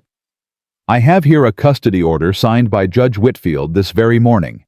Temporary guardianship of the minor child, Tessa Rose Sullivan, has been granted to me pending resolution of estate matters. Clara made a sound like she'd been punched. No. I'm afraid so. The judge reviewed my petition and supporting documentation. He agreed that a woman of questionable character with no stable home or income who's been living in isolation with a man to whom she has no legal connection is hardly fit to raise a child who stands to inherit a considerable fortune. That's a lie, all of it. Is it? Can you prove you're not living with Mr. Thornton? Can you prove you have any means of supporting yourself or your daughter? Can you prove you didn't deliberately keep the child from her rightful family in order to control her inheritance? I didn't even know about any inheritance. So you say. But the law requires proof, Mrs. Sullivan, and you have none. Rosie pressed closer to Clara's side. Mama, what's happening? Ashworth's cold eyes dropped to the child. Hello, Tessa. I'm Mr. Ashworth. I'm here to take you to your grandfather in Boston. He's very eager to meet you. I don't want to go to Boston. What you want is irrelevant, I'm afraid. The law is quite clear. No. Rosie's voice shook, but she didn't back down. I won't go. You can't make me. I assure you I can. Ashworth gestured to the door. I have deputies waiting outside. They'll escort you to the train station. You'll be in Boston within the week. Caleb stepped forward, putting himself between Ashworth and the child. That ain't happening. Mr. Thornton, I advise you not to interfere. Obstructing a court order is a serious offense. So is kidnapping a child from her mother. It's not kidnapping when the court has granted custody. A court order ain't worth the paper it's printed on if it's based on lies. And what lies would those be? The lie that Clara Sullivan is unfit. The lie that she's a danger to her own daughter. The lie that some rich man in Boston, who ain't spoken to his family in 15 years, suddenly cares about anything other than money. Ashworth's expression didn't change, but something flickered behind his eyes. You're making serious accusations. I'm stating facts. Percival Sullivan disowned his son for marrying Clara. Didn't send a word of condolence when Thomas died. Didn't offer help when his granddaughter was left orphaned and destitute. Now, suddenly, he wants custody. Caleb shook his head. That ain't love. That's greed. My client's motivations are not your concern. They are when he's trying to steal a child. Stealing? Ashworth's voice went cold. I'm not the one who took this child and hid her in the wilderness. I'm not the one who kept her from her rightful family. I'm not the one who... I'd like to hear what Judge Whitfield has to say about all this. The voice came from the top of the stairs. An older man stood there. Iron gray hair and sharp eyes that missed nothing. He descended slowly, his gaze moving between the faces in the lobby. Judge Whitfield. Ashworth's voice was suddenly smooth again. I was just explaining the situation to these people. I heard. The walls in this building ain't thick. Whitfield's eyes found Caleb. Caleb Thornton. Been a while. Yes, sir. You're looking well. Better than when I saw you last. Got reason to, sir. Whitfield's gaze shifted to Clara, then to Rosie, who was pressed against her mother's side. Something in his expression softened. This the woman everyone's been talking about. The one who nearly died in the blizzard. Yes, sir. Clara Sullivan. And her daughter Rosie. Rosie. The judge crouched down slowly, getting himself on the child's level. That's a pretty name. Thank you, sir. Mama picked it because she loves roses. She says they're beautiful and strong at the same time. That's so. Whitfield smiled slightly. Sounds like your mama knows what she's talking about. She does. She's the smartest person in the world. Rosie, Clara murmured. It's true, Mama. Whitfield straightened his expression, growing serious. Mr. Ashworth, you told me the mother was unstable. Dangerous. A threat to the child's welfare. I have documentation. You have papers. That ain't the same thing. Whitfield's voice hardened. What I see is a mother holding her daughter's hand, a child who clearly loves her mother, and a man, he nodded at Caleb, who I've known for years vouching for both of them. Your honor with respect personal acquaintance doesn't constitute evidence. Neither does paperwork from 1,000 miles away. I signed that custody order based on what you told me. Now I'm hearing a different story. Whitfield gestured toward the stairs. All of you, my chambers, we're going to sort this out properly. Ashworth's face went tight, but he nodded.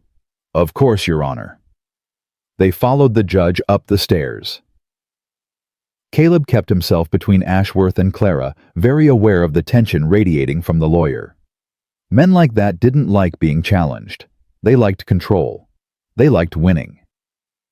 Well, he was about to learn that not everything could be bought. The judge's chambers were lined with law books, dominated by a massive desk. Whitfield settled into his chair and gestured for everyone else to sit. Caleb positioned himself close to the door just in case. Now then, Mrs. Sullivan, I want to hear your side of this. Start from the beginning. Tell me everything. Clara took a deep breath. Her hands were shaking, but her voice came out steady. My husband Thomas was killed 3 weeks ago. Bandits attacked us on the road to California. They shot him, took everything we had, and left me and Rosie to die in the desert. And yet you survived. Barely. I was injured in the attack. I tried to stitch myself up, but infection set in. We walked for 2 days looking for help. Then the blizzard hit. That's when Mr. Thornton found you. Yes, sir. I was unconscious, dying probably. Rosie was... Clara's voice broke. Rosie was standing guard over me with a stick, trying to keep the wolves away. Whitfield's eyes moved to Rosie. Is that true, child? Yes, sir. Mama fell down and couldn't get back up. I tried to carry her, but she was too heavy, so I found a stick and I stayed with her. I wasn't going to let anything hurt her. Brave girl. Caleb says so too. He says I'm the bravest girl in all of Wyoming. Something flickered in Whitfield's expression. He looked at Caleb. You found them in the blizzard? Yes, sir. Heard the child screaming. Thought it was a hawk at first. Rode out to investigate and found them half frozen in the snow. And you brought them to your ranch? Only place I could. Storm was too bad to make it to town. Mrs. Sullivan was burning up with fever. I did what I could, but it took 3 days for the fever to break. Another week before she could stand on her own. So she's been at your ranch for how long now? 3 weeks, give or take. Ashworth leaned forward. 3 weeks living alone with a man who isn't her husband. Hardly the behavior of a respectable... There was a child present the entire time, Whitfield interrupted. And Mrs. Sullivan was gravely ill for much of it, unless you're suggesting Mr. Thornton should have left a dying woman in the snow to preserve her reputation. Ashworth's jaw tightened. I'm suggesting that her judgment is questionable at best. Her judgment is just fine. Caleb's voice came out harder than he intended. She made the choice to survive, to keep her daughter alive.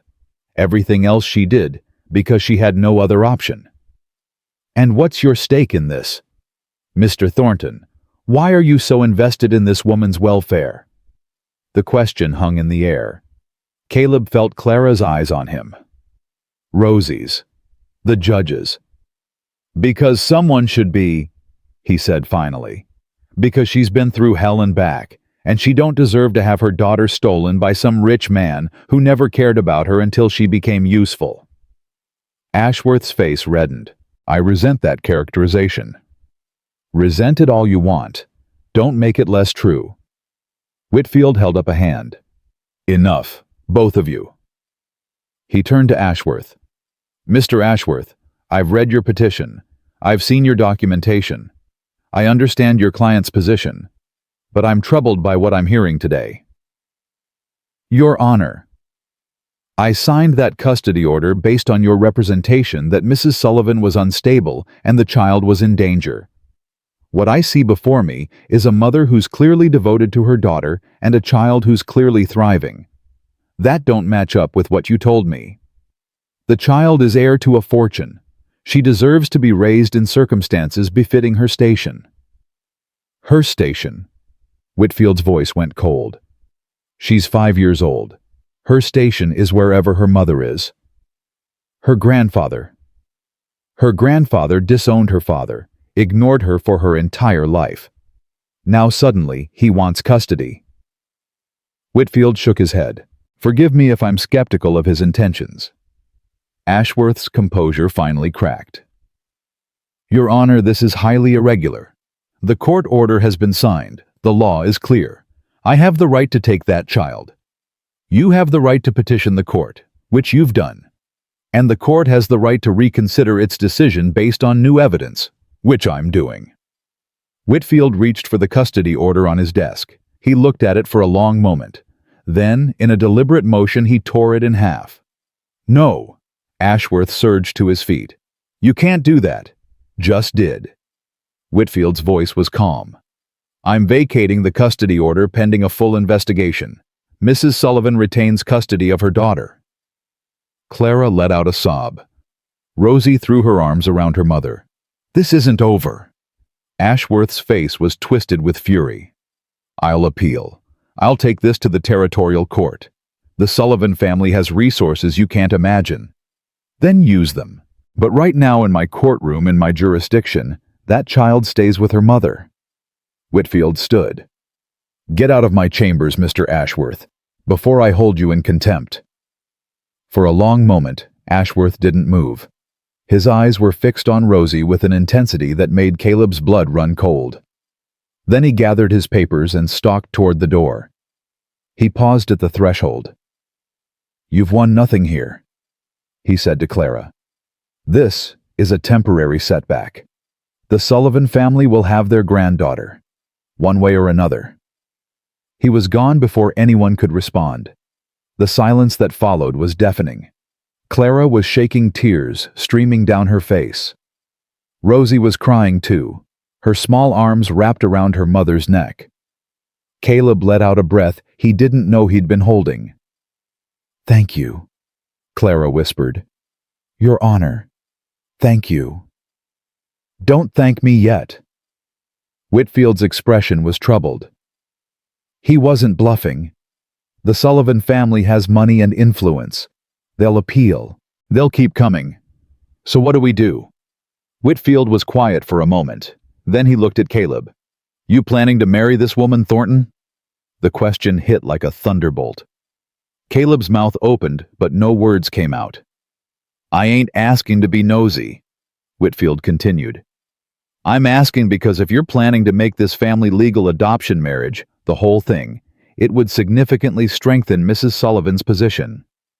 Your Honor, Clara started.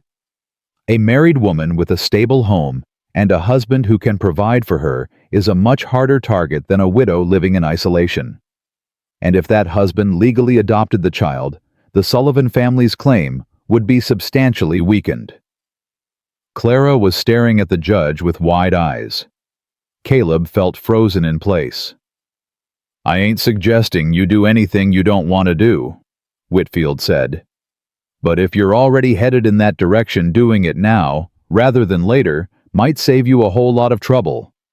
We haven't. Clara's voice cracked. We barely know each other. Sometimes barely is enough. Whitfield's expression softened. I've seen a lot of folks in my courtroom over the years. Seen what desperation looks like. Seen what love looks like too. What I saw walk into my chambers today. He shook his head.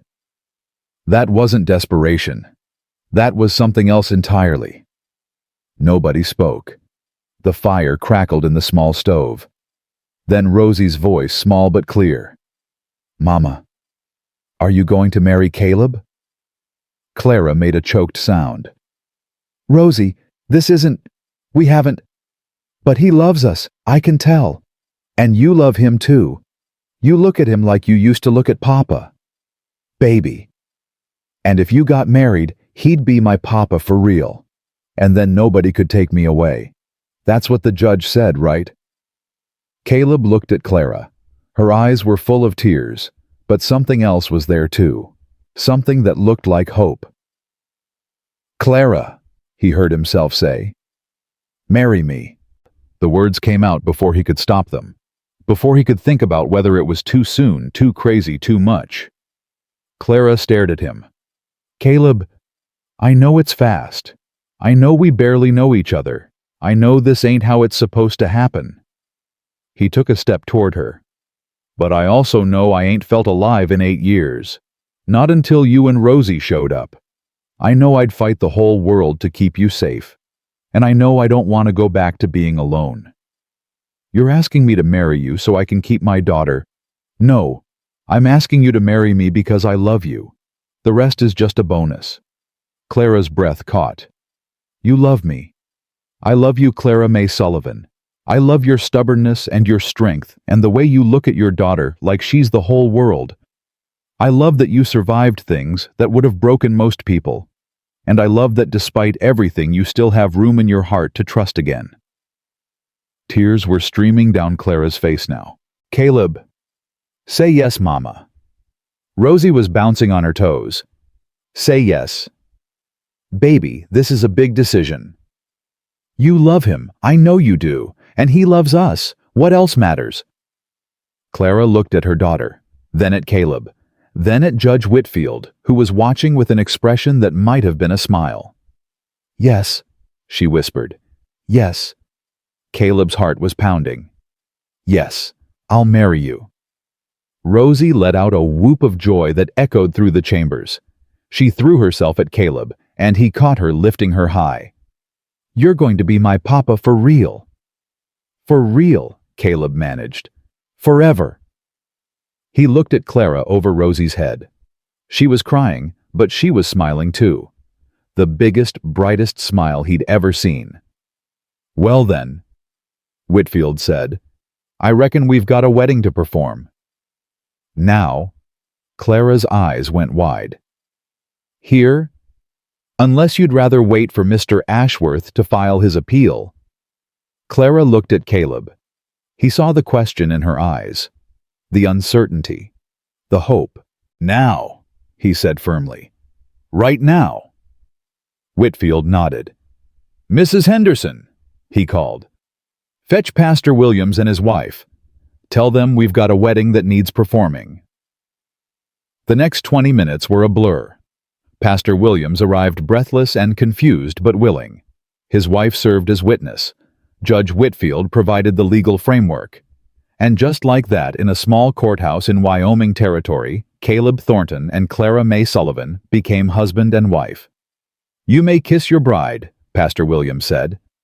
Caleb cupped Clara's face in his hands and kissed her gently. She tasted like tears and hope, and something that felt like home.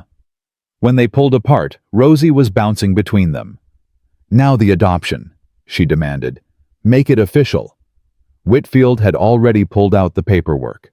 "Caleb Thornton, do you swear to take legal responsibility for the minor child, Rosie Sullivan, to provide for her welfare, raise her as your own, and protect her rights and interests to the best of your ability?" "I do." "And Rosie Sullivan, do you consent to be adopted by Caleb Thornton, to take his name as your own and accept him as your legal father?" "I do." Rosie was practically vibrating. "I do, I do, I do." Whitfield signed the papers with a flourish. "Then it's done. Rosie Sullivan is now Rosie Thornton. The adoption is final and binding." "Papa!" Rosie threw herself at Caleb.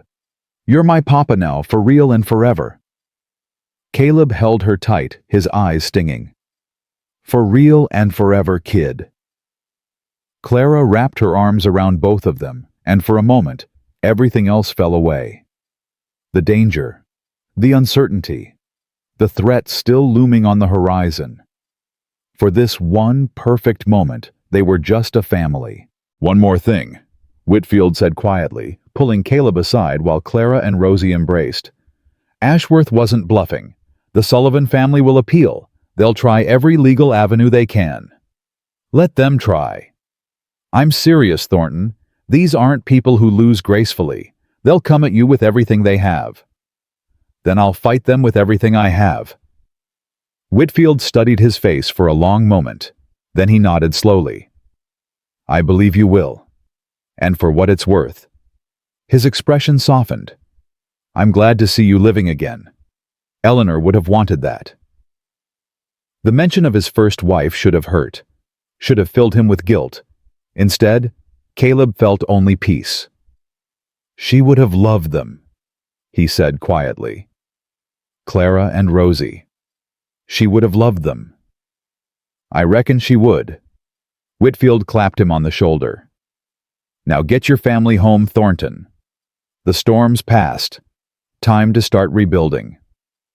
They walked out of the courthouse as a family, husband, wife, and daughter. The sun was breaking through the clouds, painting the snow-covered street in shades of gold. Where do we go now, Papa? Rosie asked, her hand firmly in Caleb's. Home, he said. We go home. Clara's fingers intertwined with his. Together. Together? Caleb agreed.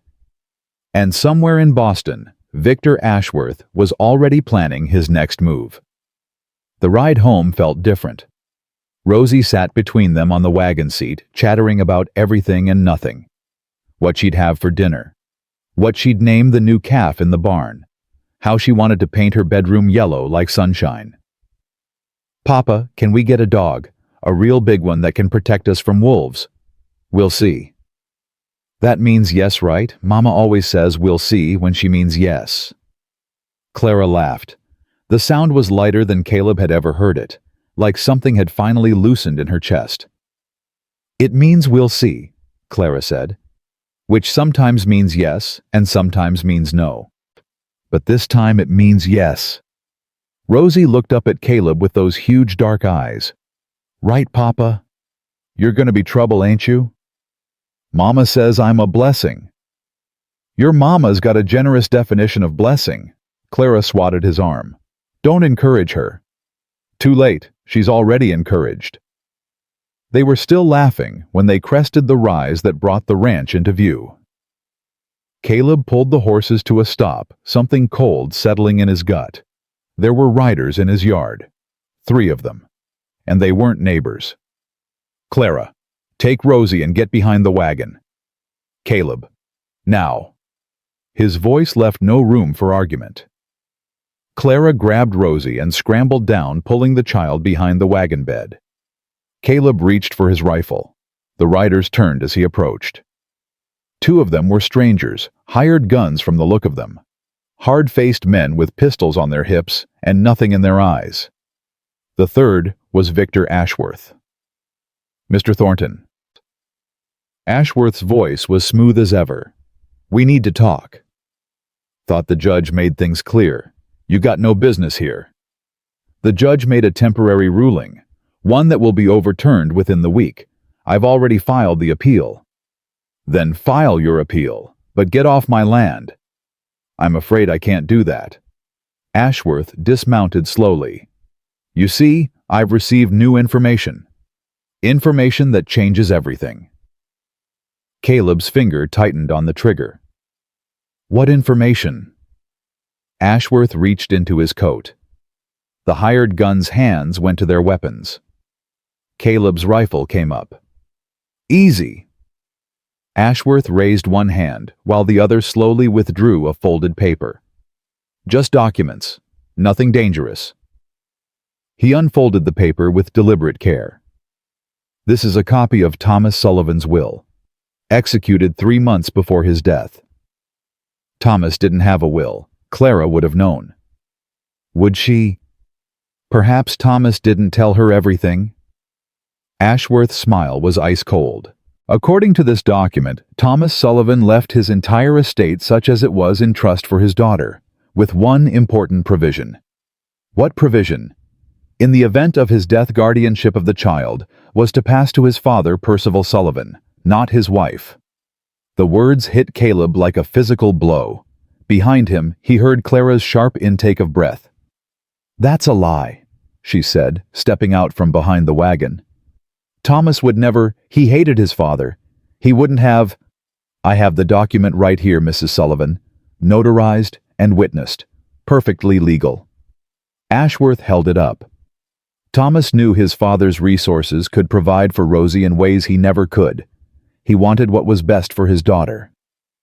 He wanted me to raise her. Perhaps, but he also wanted her to have every advantage, and he knew you couldn't provide that. Ashworth's voice dripped with false sympathy. I'm sorry, Mrs. Sullivan, truly, but the law is clear. Percival Sullivan is Rosie's legal guardian. Your marriage to Mr. Thornton doesn't change that. Clara was shaking. Caleb stepped between her and Ashworth. That document is fake. I assure you it's quite genuine. Then you won't mind if Judge Whitfield takes a look at it. Something flickered in Ashworth's eyes, just for a moment.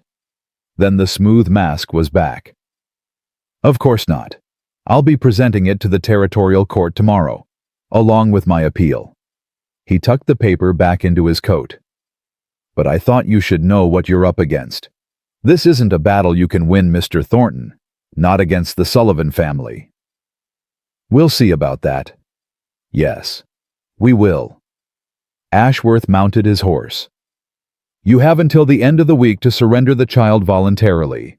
After that, the court will issue a writ of custody, and I'll return with the sheriff. It would be better for everyone, especially Rosie, if this could be resolved peacefully. Get off my land. Ashworth smiled that cold, empty smile. Enjoy your family while you can, Mr. Thornton. It won't last. He rode away, the hired guns following. Caleb watched them until they disappeared over the ridge. Then Clara collapsed against him. That will is fake, she sobbed.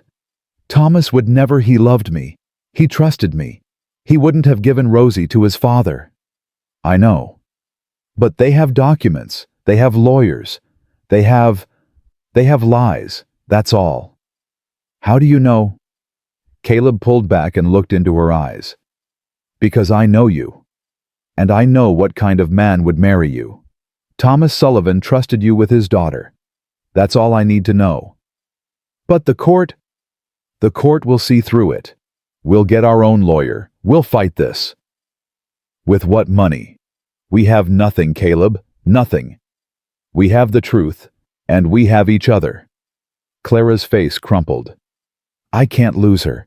I can't. She's everything. You ain't gonna lose her. Caleb's voice was fierce. I made you a promise, and I don't break my promises. Papa. Rosie's small voice came from behind the wagon. What's happening? Why was that bad man here? Caleb released Clara and went to his daughter. His daughter. The word still felt new, precious. Nothing to worry about, kid. Just some folks who don't know when to quit. Are they going to try to take me away? They're going to try, but they ain't gonna succeed. Promise? Promise. Rosie studied his face with those huge, solemn eyes. Then she nodded. Okay, I believe you. Such simple faith, such absolute trust. It terrified him almost as much as it strengthened him. That night, after Rosie was asleep, Caleb and Clara sat at the table in the lamplight. Neither of them spoke for a long while. The will could be real, Clara said finally. Her voice was hollow, empty. Thomas was always trying to protect us, always planning for the worst. Maybe he thought his father could provide things I couldn't. You don't believe that? I don't know what I believe anymore. She pressed her hands to her face. Everything I thought I knew about my husband, about our life together. What if I was wrong? What if he didn't trust me? Clara, look at me. She lowered her hands. Her eyes were red, swollen from crying. Thomas married you against his father's wishes. He gave up a fortune to be with you. He spent 15 years building a life with you, raising a daughter with you. Does that sound like a man who didn't trust you? Then why would he write that will? He didn't. Ashworth is lying. You don't know that. I know men like Ashworth. I fought beside them in the war. Men who smile while they're stabbing you in the back. Men who forge documents and bribe witnesses and do whatever it takes to win. Caleb's voice hardened. That will is fake, and we're going to prove it. How? The original document would have been filed somewhere, notarized, witnessed. If Thomas really wrote a will 3 months before he died, there's got to be a record of it somewhere. In Ohio. That's where we lived. Then we'll write to Ohio. We'll find the notary. We'll find the witnesses. We'll prove Ashworth is a liar. That could take months. Then we'll fight for months. Clara stared at him. Why are you doing this? You could walk away. You could... I could nothing. Caleb reached across the table and took her hands. You're my wife. Rosie's my daughter. This is my family. And I don't give up on family. Fresh tears spilled down Clara's face. I don't deserve you.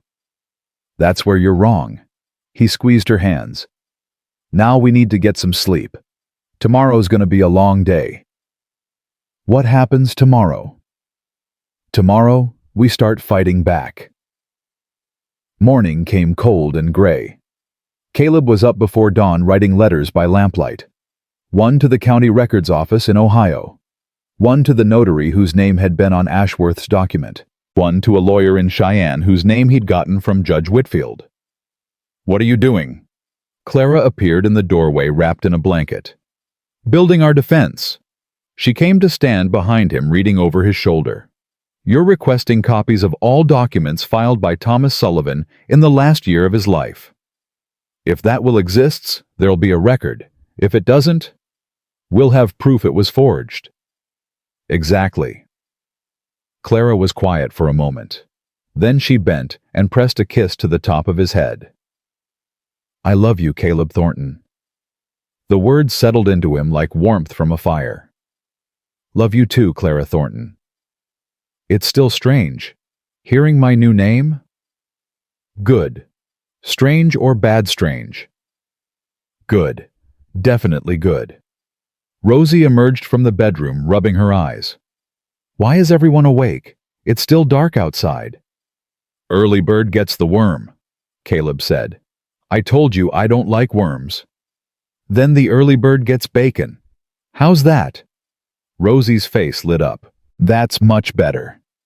The days settled into a rhythm. Caleb worked the ranch during the day, kept watch at night. Clara started teaching Rosie her letters properly, using a slate board they'd bought in town. Neighbors came by Zeke Harper and his wife Martha, the Williams family from the Valley others, who'd heard what was happening and wanted to help. We're with you, Zeke said one evening, his hat in his hands. Whatever you need, the whole community's behind you. Appreciate that. Ashworth's been asking questions in town, trying to dig up dirt on you, on Clara, on anyone who might testify against you. What kind of dirt? Anything he can find. Your drinking after Eleanor died. Clara's financial situation before she came here. Even asked about Rosie, whether she seemed happy, healthy, well cared for. That man's got a lot of nerve. That man's got a lot of money, and money buys a lot of nerve. 2 weeks passed, then 3. The letters Caleb had sent produced replies, most of them unhelpful. The county records office had no will on file for Thomas Sullivan. The notary whose name appeared on Ashworth's document claimed he'd never heard of Thomas Sullivan. That's good, isn't it? Clara asked, reading the notary's letter. He says he never notarized any will. That proves it's fake. It proves he says it's fake. Ashworth will claim he was bribed, or that there's another notary with the same name. He'll twist it. So, we're back where we started. Not quite. Caleb held up another letter. This came today, from a lawyer in Boston. Clara's face went white. Boston. I wrote to someone, a man I knew in the war. He practices law now up in Massachusetts. I asked him to do some digging into the Sullivan family. What did he find? Caleb unfolded the letter and read aloud. The Sullivan family fortune is in serious trouble. Percival Sullivan made several bad investments in railroad stocks last year. He's facing bankruptcy unless he can secure new capital quickly. Clara's eyes widened. He needs money. He needs Rosie's inheritance. That's why he suddenly cares about a granddaughter he ignored for 5 years. But there is no inheritance. Thomas had nothing when he died. Thomas had nothing. But Thomas's mother, Percival's first wife, left a trust fund for any grandchildren.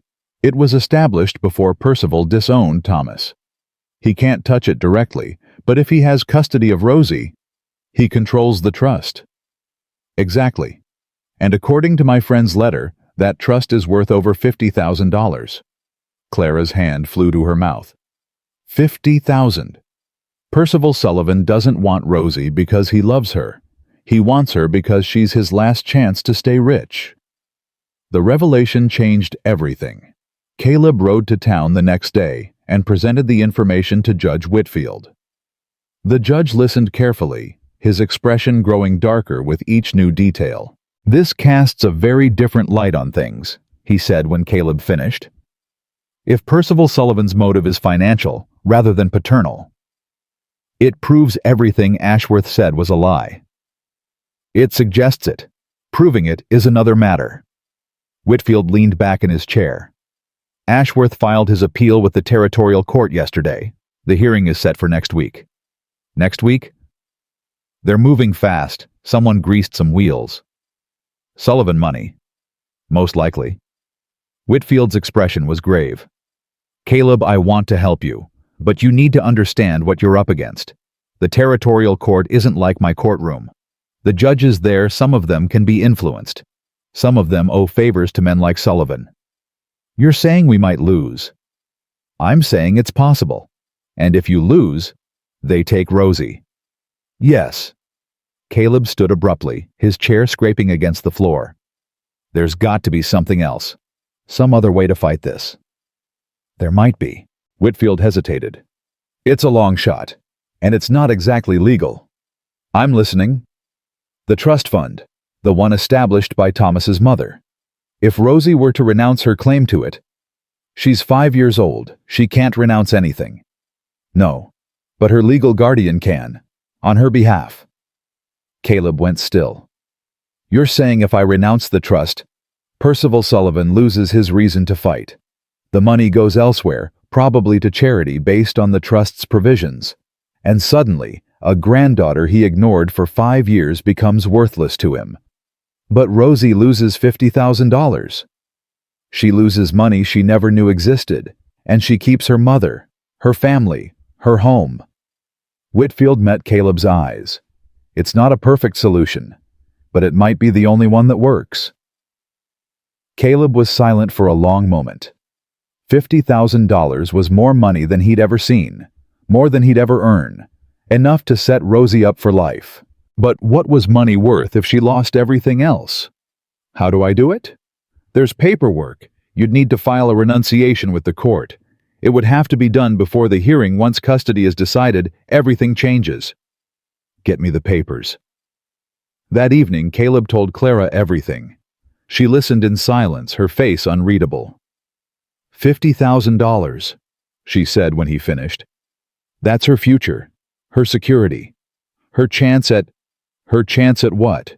Growing up in some cold mansion in Boston, never seeing you again, having a grandfather who only cares about her because of what she's worth."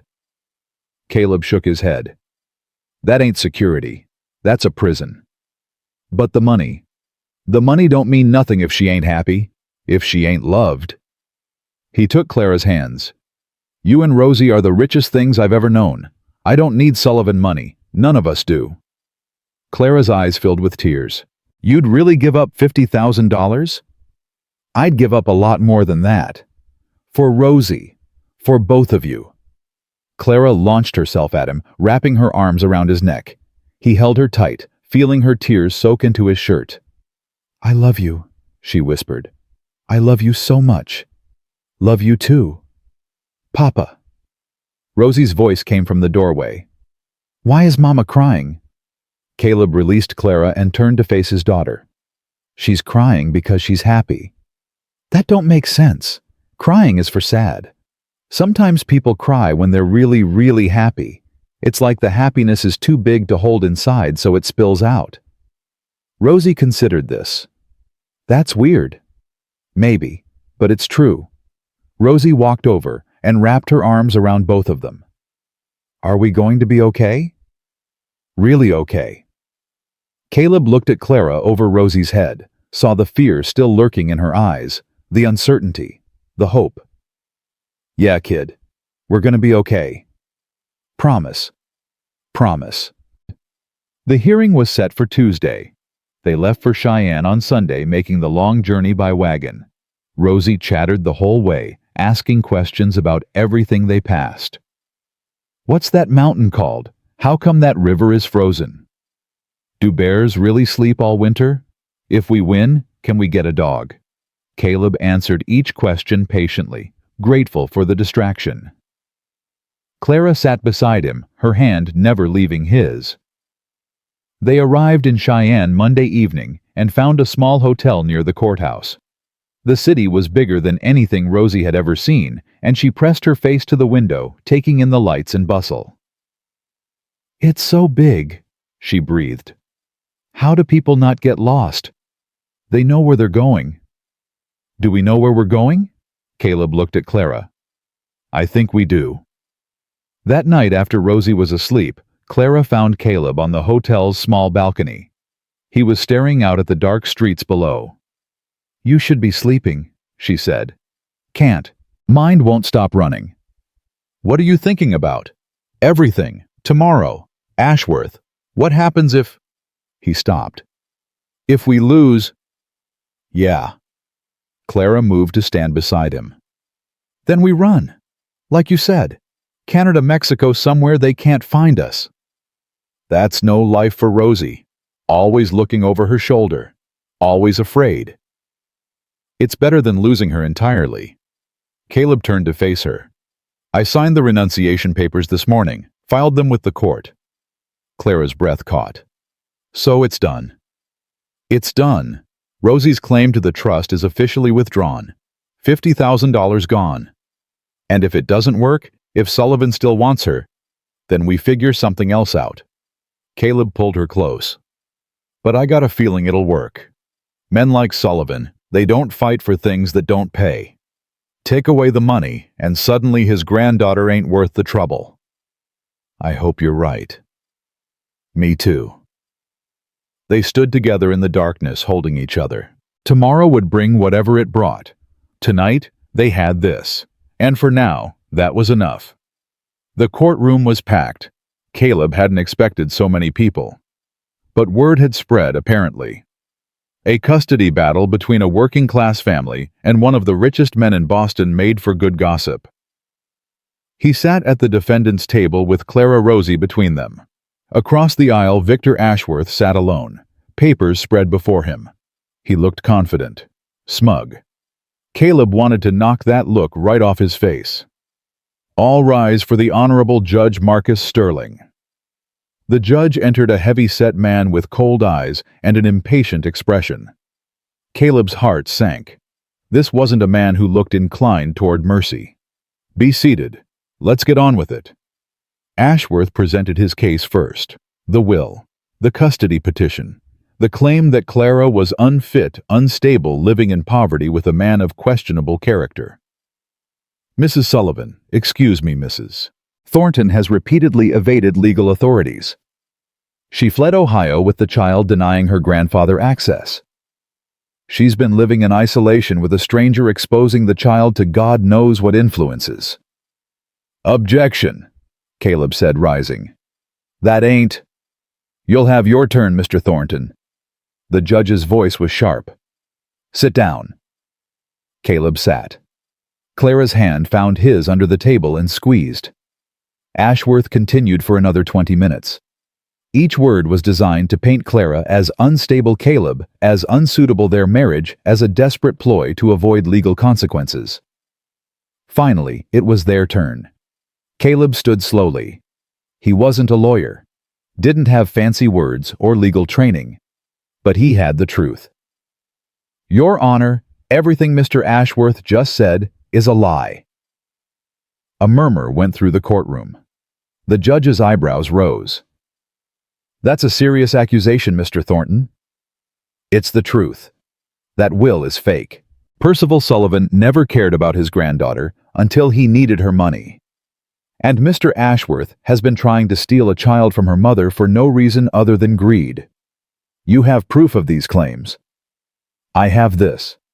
Caleb held up the letter from the notary. This is from the man whose name appears on that will. He says he never notarized any document for Thomas Sullivan. He's never even heard the name. Ashworth was on his feet. That letter could be forged. And I have this. Caleb held up another paper. A letter from a lawyer in Boston confirming that Percival Sullivan is facing bankruptcy. He needs his granddaughter's trust fund to stay afloat. That's the only reason he suddenly cares about a child he ignored for 5 years. The murmur in the courtroom grew louder. The judge banged his gavel. Order, order in the court. Your Honor. Ashworth's voice was tight. Sit down, Mr. Ashworth. The judge's eyes were fixed on Caleb. Continue, Mr. Thornton. There's one more thing. Caleb pulled out the renunciation papers. Yesterday, I filed these documents with this court. As Rosie's legal guardian, I've formally renounced her claim to the Sullivan Family Trust.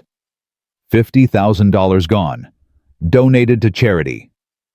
A gasp rippled through the courtroom. Ashworth's face went white. What this means, Caleb continued, is that there's no more money, no more trust fund, no more reason for Percival Sullivan to want custody, unless he genuinely loves his granddaughter and wants what's best for her. He turned to face Ashworth directly. So let me ask you, Mr. Ashworth, does your client still want custody, now that there's nothing to gain from it? Ashworth's mouth opened, closed. His eyes darted to the judge, to the crowd, back to Caleb. I'll need to consult with my client. Your client is in Boston, 2,000 miles away. Either he wants this child or he doesn't. Caleb's voice hardened. Which is it? The courtroom went silent. Every eye was on Ashworth. And in that silence, something shifted. Something broke. The Sullivan family. Ashworth's voice faltered. The Sullivan family will need to reconsider its position. Another gasp. The judge leaned forward. Are you withdrawing your petition, Mr. Ashworth?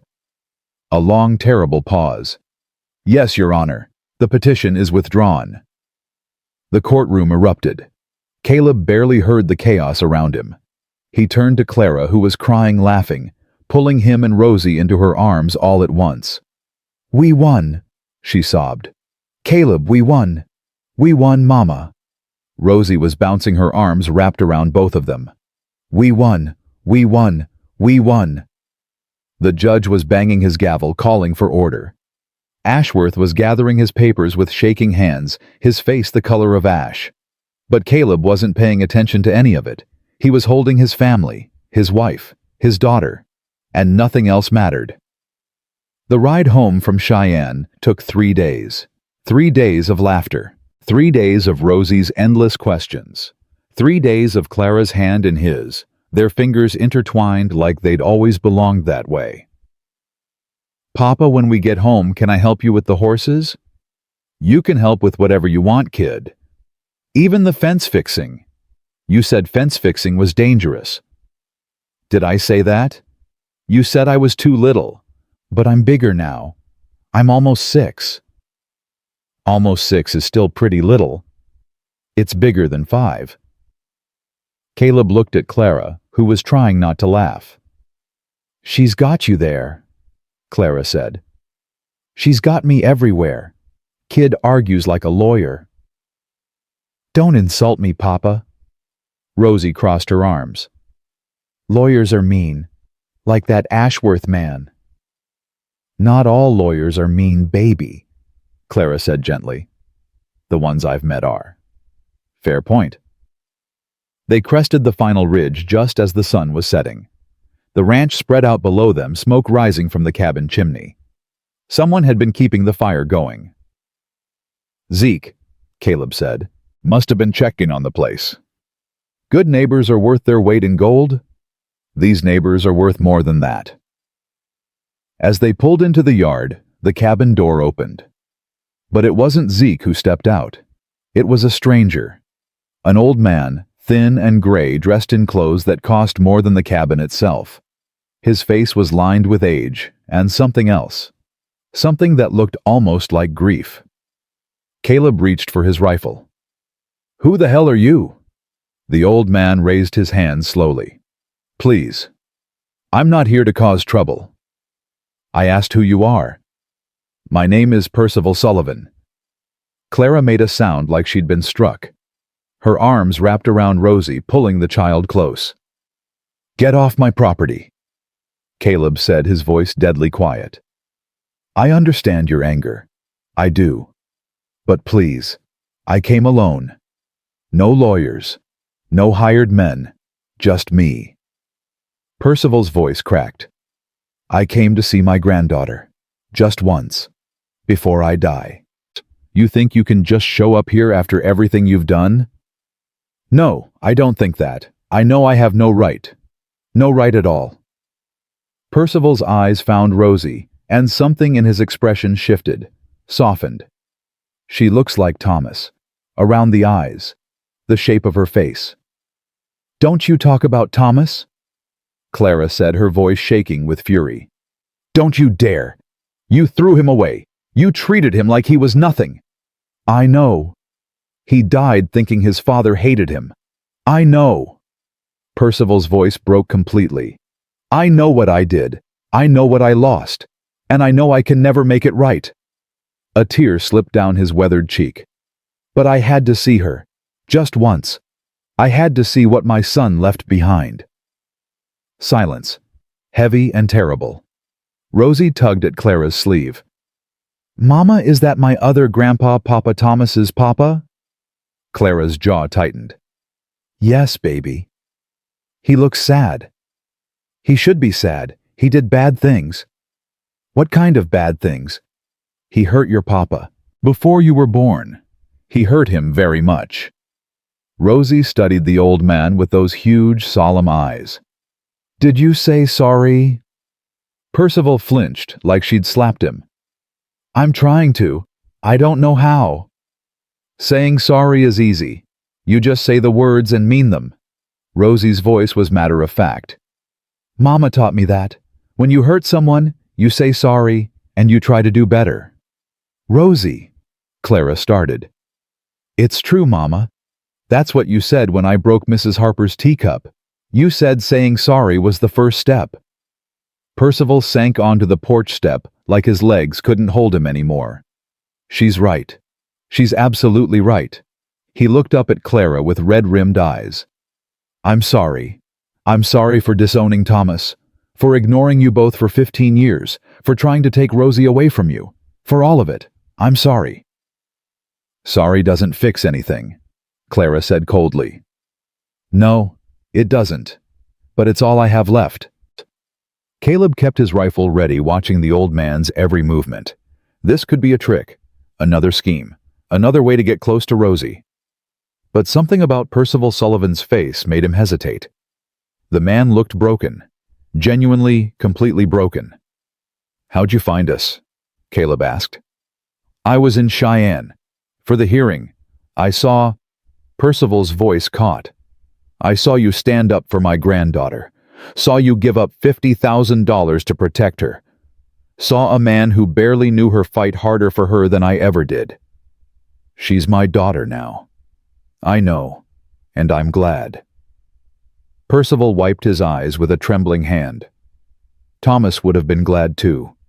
He always wanted Rosie to have a good father. Someone who would protect her, love her. His voice dropped to a whisper. "Someone better than me." Clara's expression flickered. Just for a moment, something like understanding crossed her face. "Why did you do it?" she asked quietly. "Why did you disown him? He was your son." "Because I was proud, stupid and proud. I had plans for Thomas, great plans. Business connections, a suitable marriage, the continuation of the Sullivan name. And when he chose you—" Percival shook his head. "I couldn't see past my own disappointment, my own wounded pride. I told myself he'd come crawling back, that he'd realize his mistake and beg forgiveness.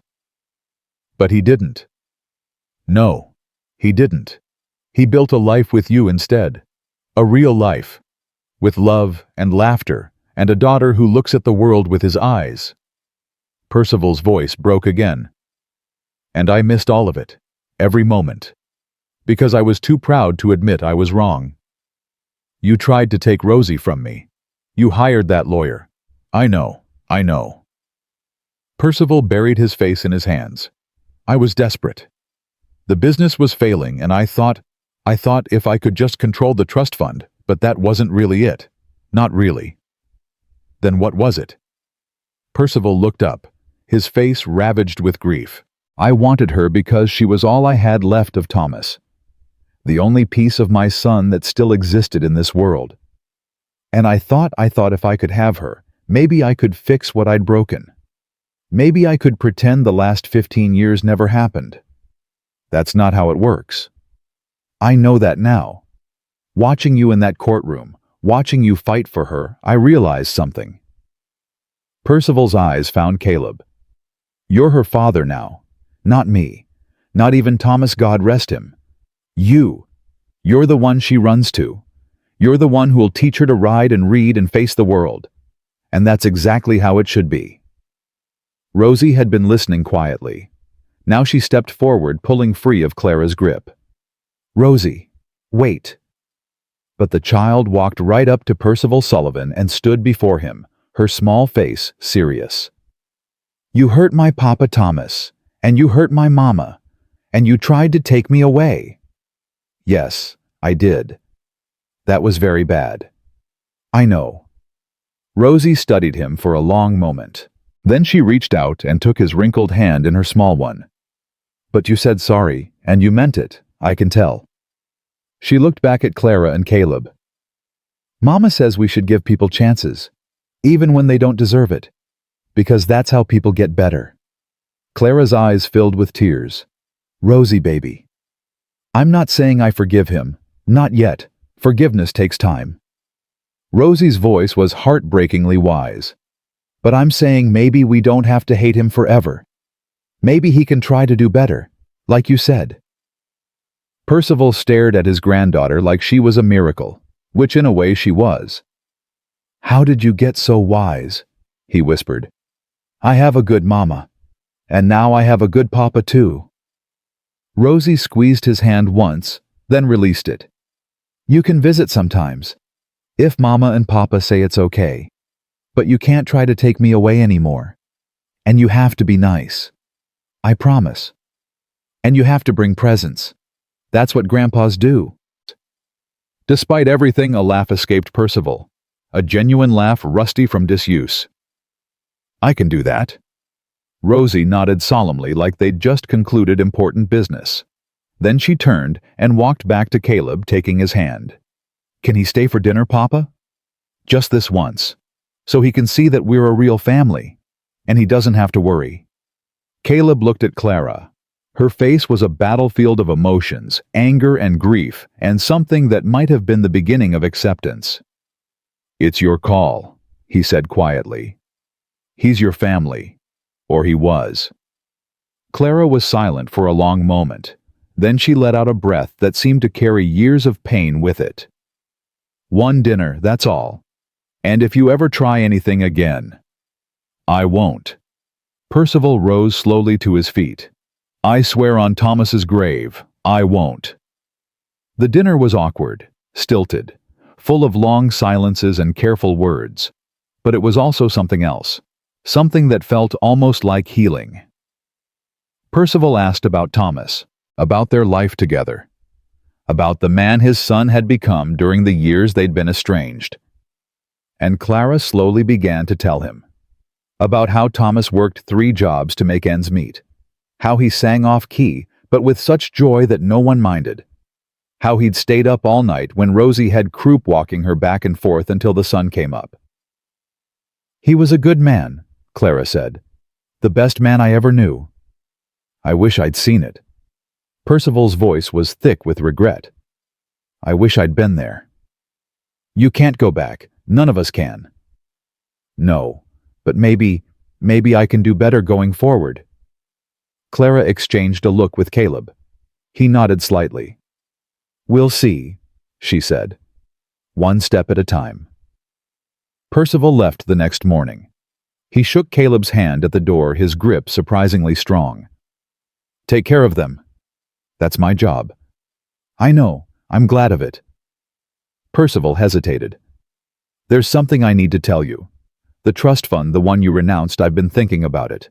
What happens to the money now?" "It goes to charity. That's what the documents said." "That's what they said. But I have influence with the trustees. I could direct where the money goes." Caleb's eyes narrowed. "What are you getting at?" "There's a school in your town, the one Clara's been talking about starting. If the money were directed there for a building, for books, for scholarships, for children who couldn't otherwise afford an education." "You want to donate the money to Clara's school?" "I want to do something good with my son's legacy. And I can't think of anything better than helping his wife teach other children." Percival's voice was soft. "Would you let me do that? Would you let me try to make amends?" Caleb was quiet for a long moment. Then he called over his shoulder. "Clara, come here a minute." She appeared in the doorway, Rosie close behind. "Mr. Sullivan has a proposition." Percival explained again, watching Clara's face carefully. When he finished, she was staring at him with an expression of disbelief. "You want to fund my school?" "I want to fund Thomas's legacy. And you are his legacy. You and Rosie and everything you build together." "I don't know what to say." "Say yes, please. Let me do this one good thing." Clara looked at Caleb. He shrugged. "Your call." She turned back to Percival. "On one condition." "Anything." "We name it after Thomas. The Sullivan School. So everyone knows where it came from." Percival's eyes filled with tears. "I would like that very much." And just like that, something shifted. Some weight lifted from all of them. The past couldn't be erased, but maybe, just maybe, it could be transformed into something better. The months passed quickly after that. Spring came to Wyoming, melting the snow and turning the world green.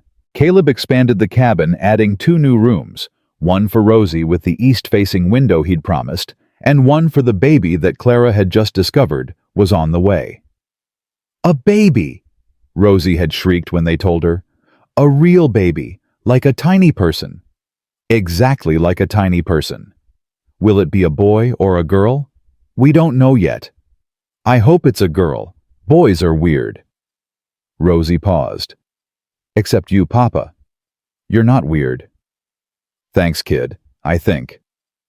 The school opened in June. A proper building paid for by the Sullivan Trust, with room for 30 students, and a library that Clara was slowly filling with books.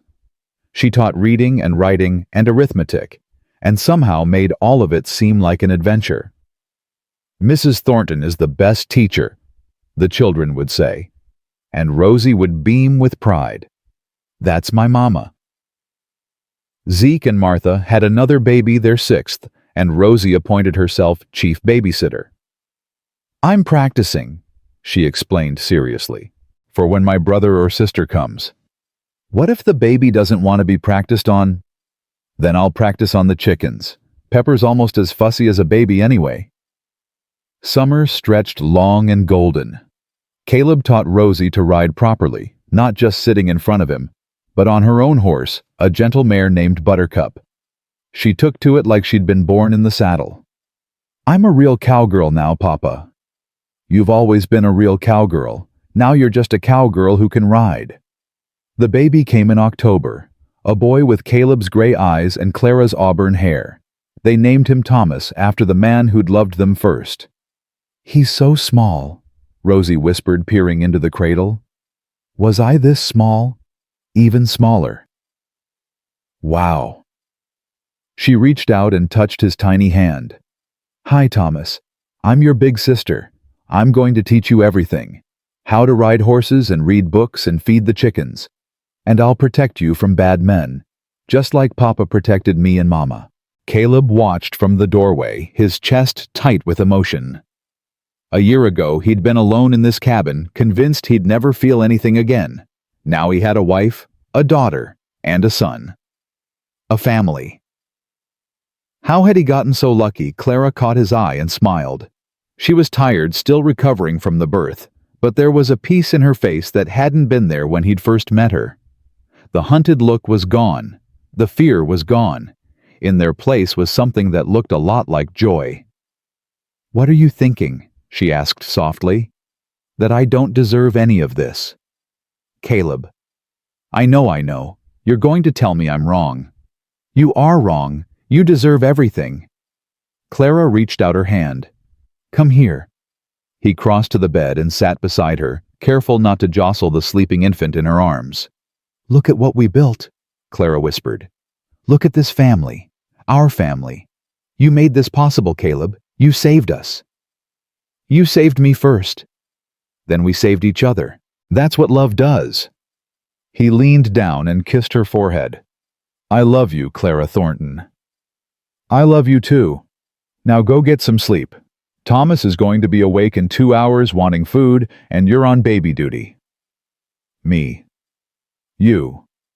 Rosie and I are exhausted. It's your turn." Caleb looked at his tiny son, already stirring in his sleep. "I don't know anything about babies." "Neither did I until I had Rosie. You'll figure it out." He did figure it out. Not perfectly. There were midnight feedings that went wrong and diaper changes that ended in disaster, but he figured it out. Just like he'd figured out everything else since that day in the blizzard, when a little girl's scream had changed his life. Percival visited twice that first year. He came bearing gifts as promised: toys for Rosie, books for Clara, practical tools for Caleb, and endless adoration for baby Thomas. "He has his father's nose," Percival said, gazing at the infant with something like wonder, "and his grandmother's mouth. My Eleanor Thomas's mother, she had a mouth like that." "Tell me about her," Clara said. So Percival did. He told them about Eleanor, a different Eleanor than Caleb's, a woman who'd loved flowers and music and their son with all her heart. He told them about Thomas as a baby, as a boy, as a young man full of dreams and determination. He told them about the regrets that had haunted him every day since the estrangement. "I wasted so much time," he said. "So many years I can never get back." "Then don't waste any more," Clara replied. He didn't. He came to every birthday, every holiday, every school performance. He watched Rosie grow from a fierce little warrior into a confident young girl. He watched Thomas take his first steps, speak, his first words become the spitting image of his namesake. And slowly, painfully, he became part of the family he'd nearly destroyed. The years passed, good years full of hard work and small joys. Caleb's ranch prospered. Clara's school grew. Rosie turned 10, then 12, then 15, a young woman now with her mother's intelligence and her father's quiet strength. "Papa," she said one evening, "can I ask you something?" "Always." "Do you ever regret it taking us in?" Caleb looked at his daughter, because that's what she was, in every way that mattered, and felt his heart swell. "Not for a single second. Even when I was difficult." "You're still difficult. It's part of your charm." Rosie laughed. "Mama says I get it from you." "Your mama's a troublemaker." "She says that about you too." Caleb smiled. "Sounds about right." Rosie was quiet for a moment. Then she said, "I remember it, you know. The blizzard. The day you found us. You were 5. Most people don't remember anything from that young. I remember everything. The cold, the fear, standing over Mama with that stick, sure I was going to die but refusing to leave her." Rosie's voice softened, and then I heard hoofbeats. And you were there, this stranger on a horse looking at me like I was the bravest thing he'd ever seen. You were. You still are. I was terrified. That's what makes it brave. Rosie turned to face him fully. I never thanked you properly. For that day. For everything after. You didn't have to save us. You didn't have to keep us. You could have dropped us at the nearest town and ridden away. No, I couldn't have. Why not? Caleb was quiet for a long moment, remembering. The scream, the snow, the little girl with the stick and the fierce, frightened eyes. Because you reminded me what I'd forgotten, he said finally. That life was worth living. That family was worth fighting for. That love was worth the risk. He reached out and squeezed her hand. You and your mama, you saved me, Rosie, long before I saved you. Rosie's eyes glistened with tears. I love you, Papa. Love you too, kid. Always have, always will. The anniversary dinner was Clara's idea. 15 years since the blizzard. 15 years since a dying woman and her daughter had appeared in Caleb's life and changed everything. The whole community came. Zeke and Martha with their 6 children, well 5 now. The oldest had married and moved away. The Williams family, the Harpers, dozens of families whose children had passed through Clara's school. And Percival, of course. Older now, frailer but still determined to be present for every important moment. 15 years, he said, raising his glass. 15 years since my son's wife and daughter found a home with a stranger in a blizzard. 15 years since a man I'd never met gave up everything to protect a family that wasn't his.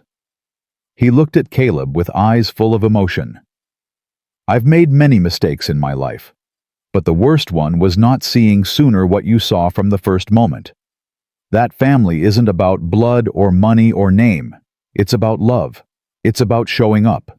It's about choosing each other every single day. He raised his glass higher. To Caleb and Clara, to Rosie and Thomas, to family. To family, the crowd echoed. Caleb looked around at the faces of the people who'd become his community. At Rosie, now taller than her mother, standing with a young man she'd been quietly courting. At Thomas, 13, and all legs trying to sneak an extra piece of cake.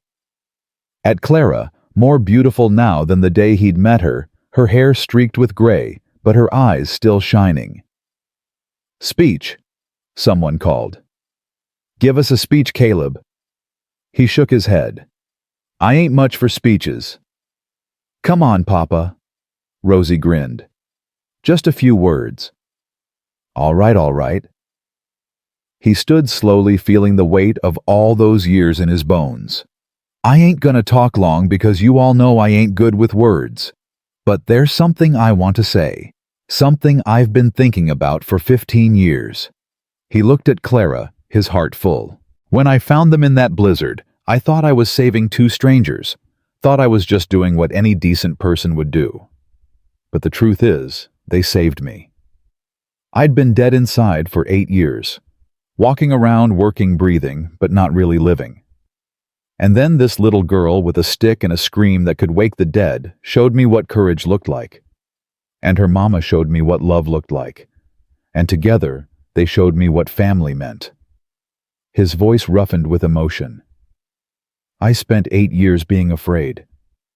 Afraid to love, afraid to lose, afraid to let anyone in. And then Clara said yes to a proposal I made in a courthouse while lawyers were trying to steal her daughter. And Rosie called me Papa for the first time. And suddenly I wasn't afraid anymore, because I'd found something worth being brave for. He raised his glass. To second chances, to found families, to the courage to love even when it's hard, and to the little girl who changed everything because she wouldn't let go of a stick. To family, the crowd roared again. Later, after the guests had gone, Caleb sat on the porch with Clara. The night was quiet, full of stars. Inside, Thomas was already asleep. Rosie had gone walking with her young man, chaperoned at a respectful distance by Zeke's oldest daughter. 15 years, Clara said softly. Doesn't feel that long. Feels like yesterday. Feels like forever. Both at once. Clara leaned her head on his shoulder. Do you remember what you said to me that first night in the cabin when I asked why you were helping us? I said something about not being able to ride past. You said, Because someone should have helped them, and nobody did. Clara lifted her head to look at him. You were talking about Eleanor, about your first family. Yeah. I've thought about that a lot over the years. About how grief can become love again if you let it. About how the worst thing that ever happened to you led you to us. Funny how that works. Not funny, beautiful. Clara took his hand. Eleanor would be proud of you, Caleb, proud of the man you've become, the father you've become. Caleb was quiet for a moment. He still thought about Eleanor sometimes, still visited her grave on the hill behind the cabin, usually with Clara beside him. But the pain had softened over the years, transformed into something gentler. Gratitude, maybe. For the love they'd had, even if it was brief. I hope so, he said finally. I'd like to think she's watching over all of us. I'm sure she is. They sat in silence watching the stars. The wind whispered through the grass. Somewhere in the distance, a coyote called to its mate. Caleb, yeah, thank you for finding us, for saving us, for giving us a home. Thank you for letting me. Clara smiled and kissed his cheek. I love you, you stubborn old cowboy. Whoa. Love you too, you troublesome schoolteacher. They laughed together, the sound carrying into the night. 15 years of laughter. 15 years of tears and joy and hard work and love. And it was only the beginning. Inside the cabin hung above the fireplace was a sign that Rosie had painted years ago. Simple words on weathered wood, but they meant everything. 3 hearts, 1 home. Caleb looked at it every day. Every single day for 15 years, he'd looked at those words and remembered what they meant. That family wasn't about blood. It was about choice. It was about showing up day after day, year after year. It was about fighting for the people you loved even when the odds were against you. He'd learned that lesson in a blizzard from a 5-year-old girl with a stick and a scream that could wake the dead. And he'd spent every day since making sure she knew she'd been right to trust him. The years would keep passing. Rosie would marry her young man and have children of her own. Thomas would grow into a fine young man, then a good husband and father. Clara would teach 1,000 more students, shaping the next generation of Wyoming's citizens. Percival would pass peacefully in his sleep at the age of 92, surrounded by the family he'd almost lost and been blessed enough to reclaim. And Caleb would stand at the center of it all, watching his family grow and change and flourish. The broken man who'd thought he'd never feel anything again, now surrounded by more love than he'd ever dreamed possible. That was the miracle of it. That was the gift he'd been given on that frozen day 15 years ago, when a little girl's scream had called him out of the blizzard and into a new life. He hadn't saved them. They had saved each other. And that was enough. That was everything. That was home.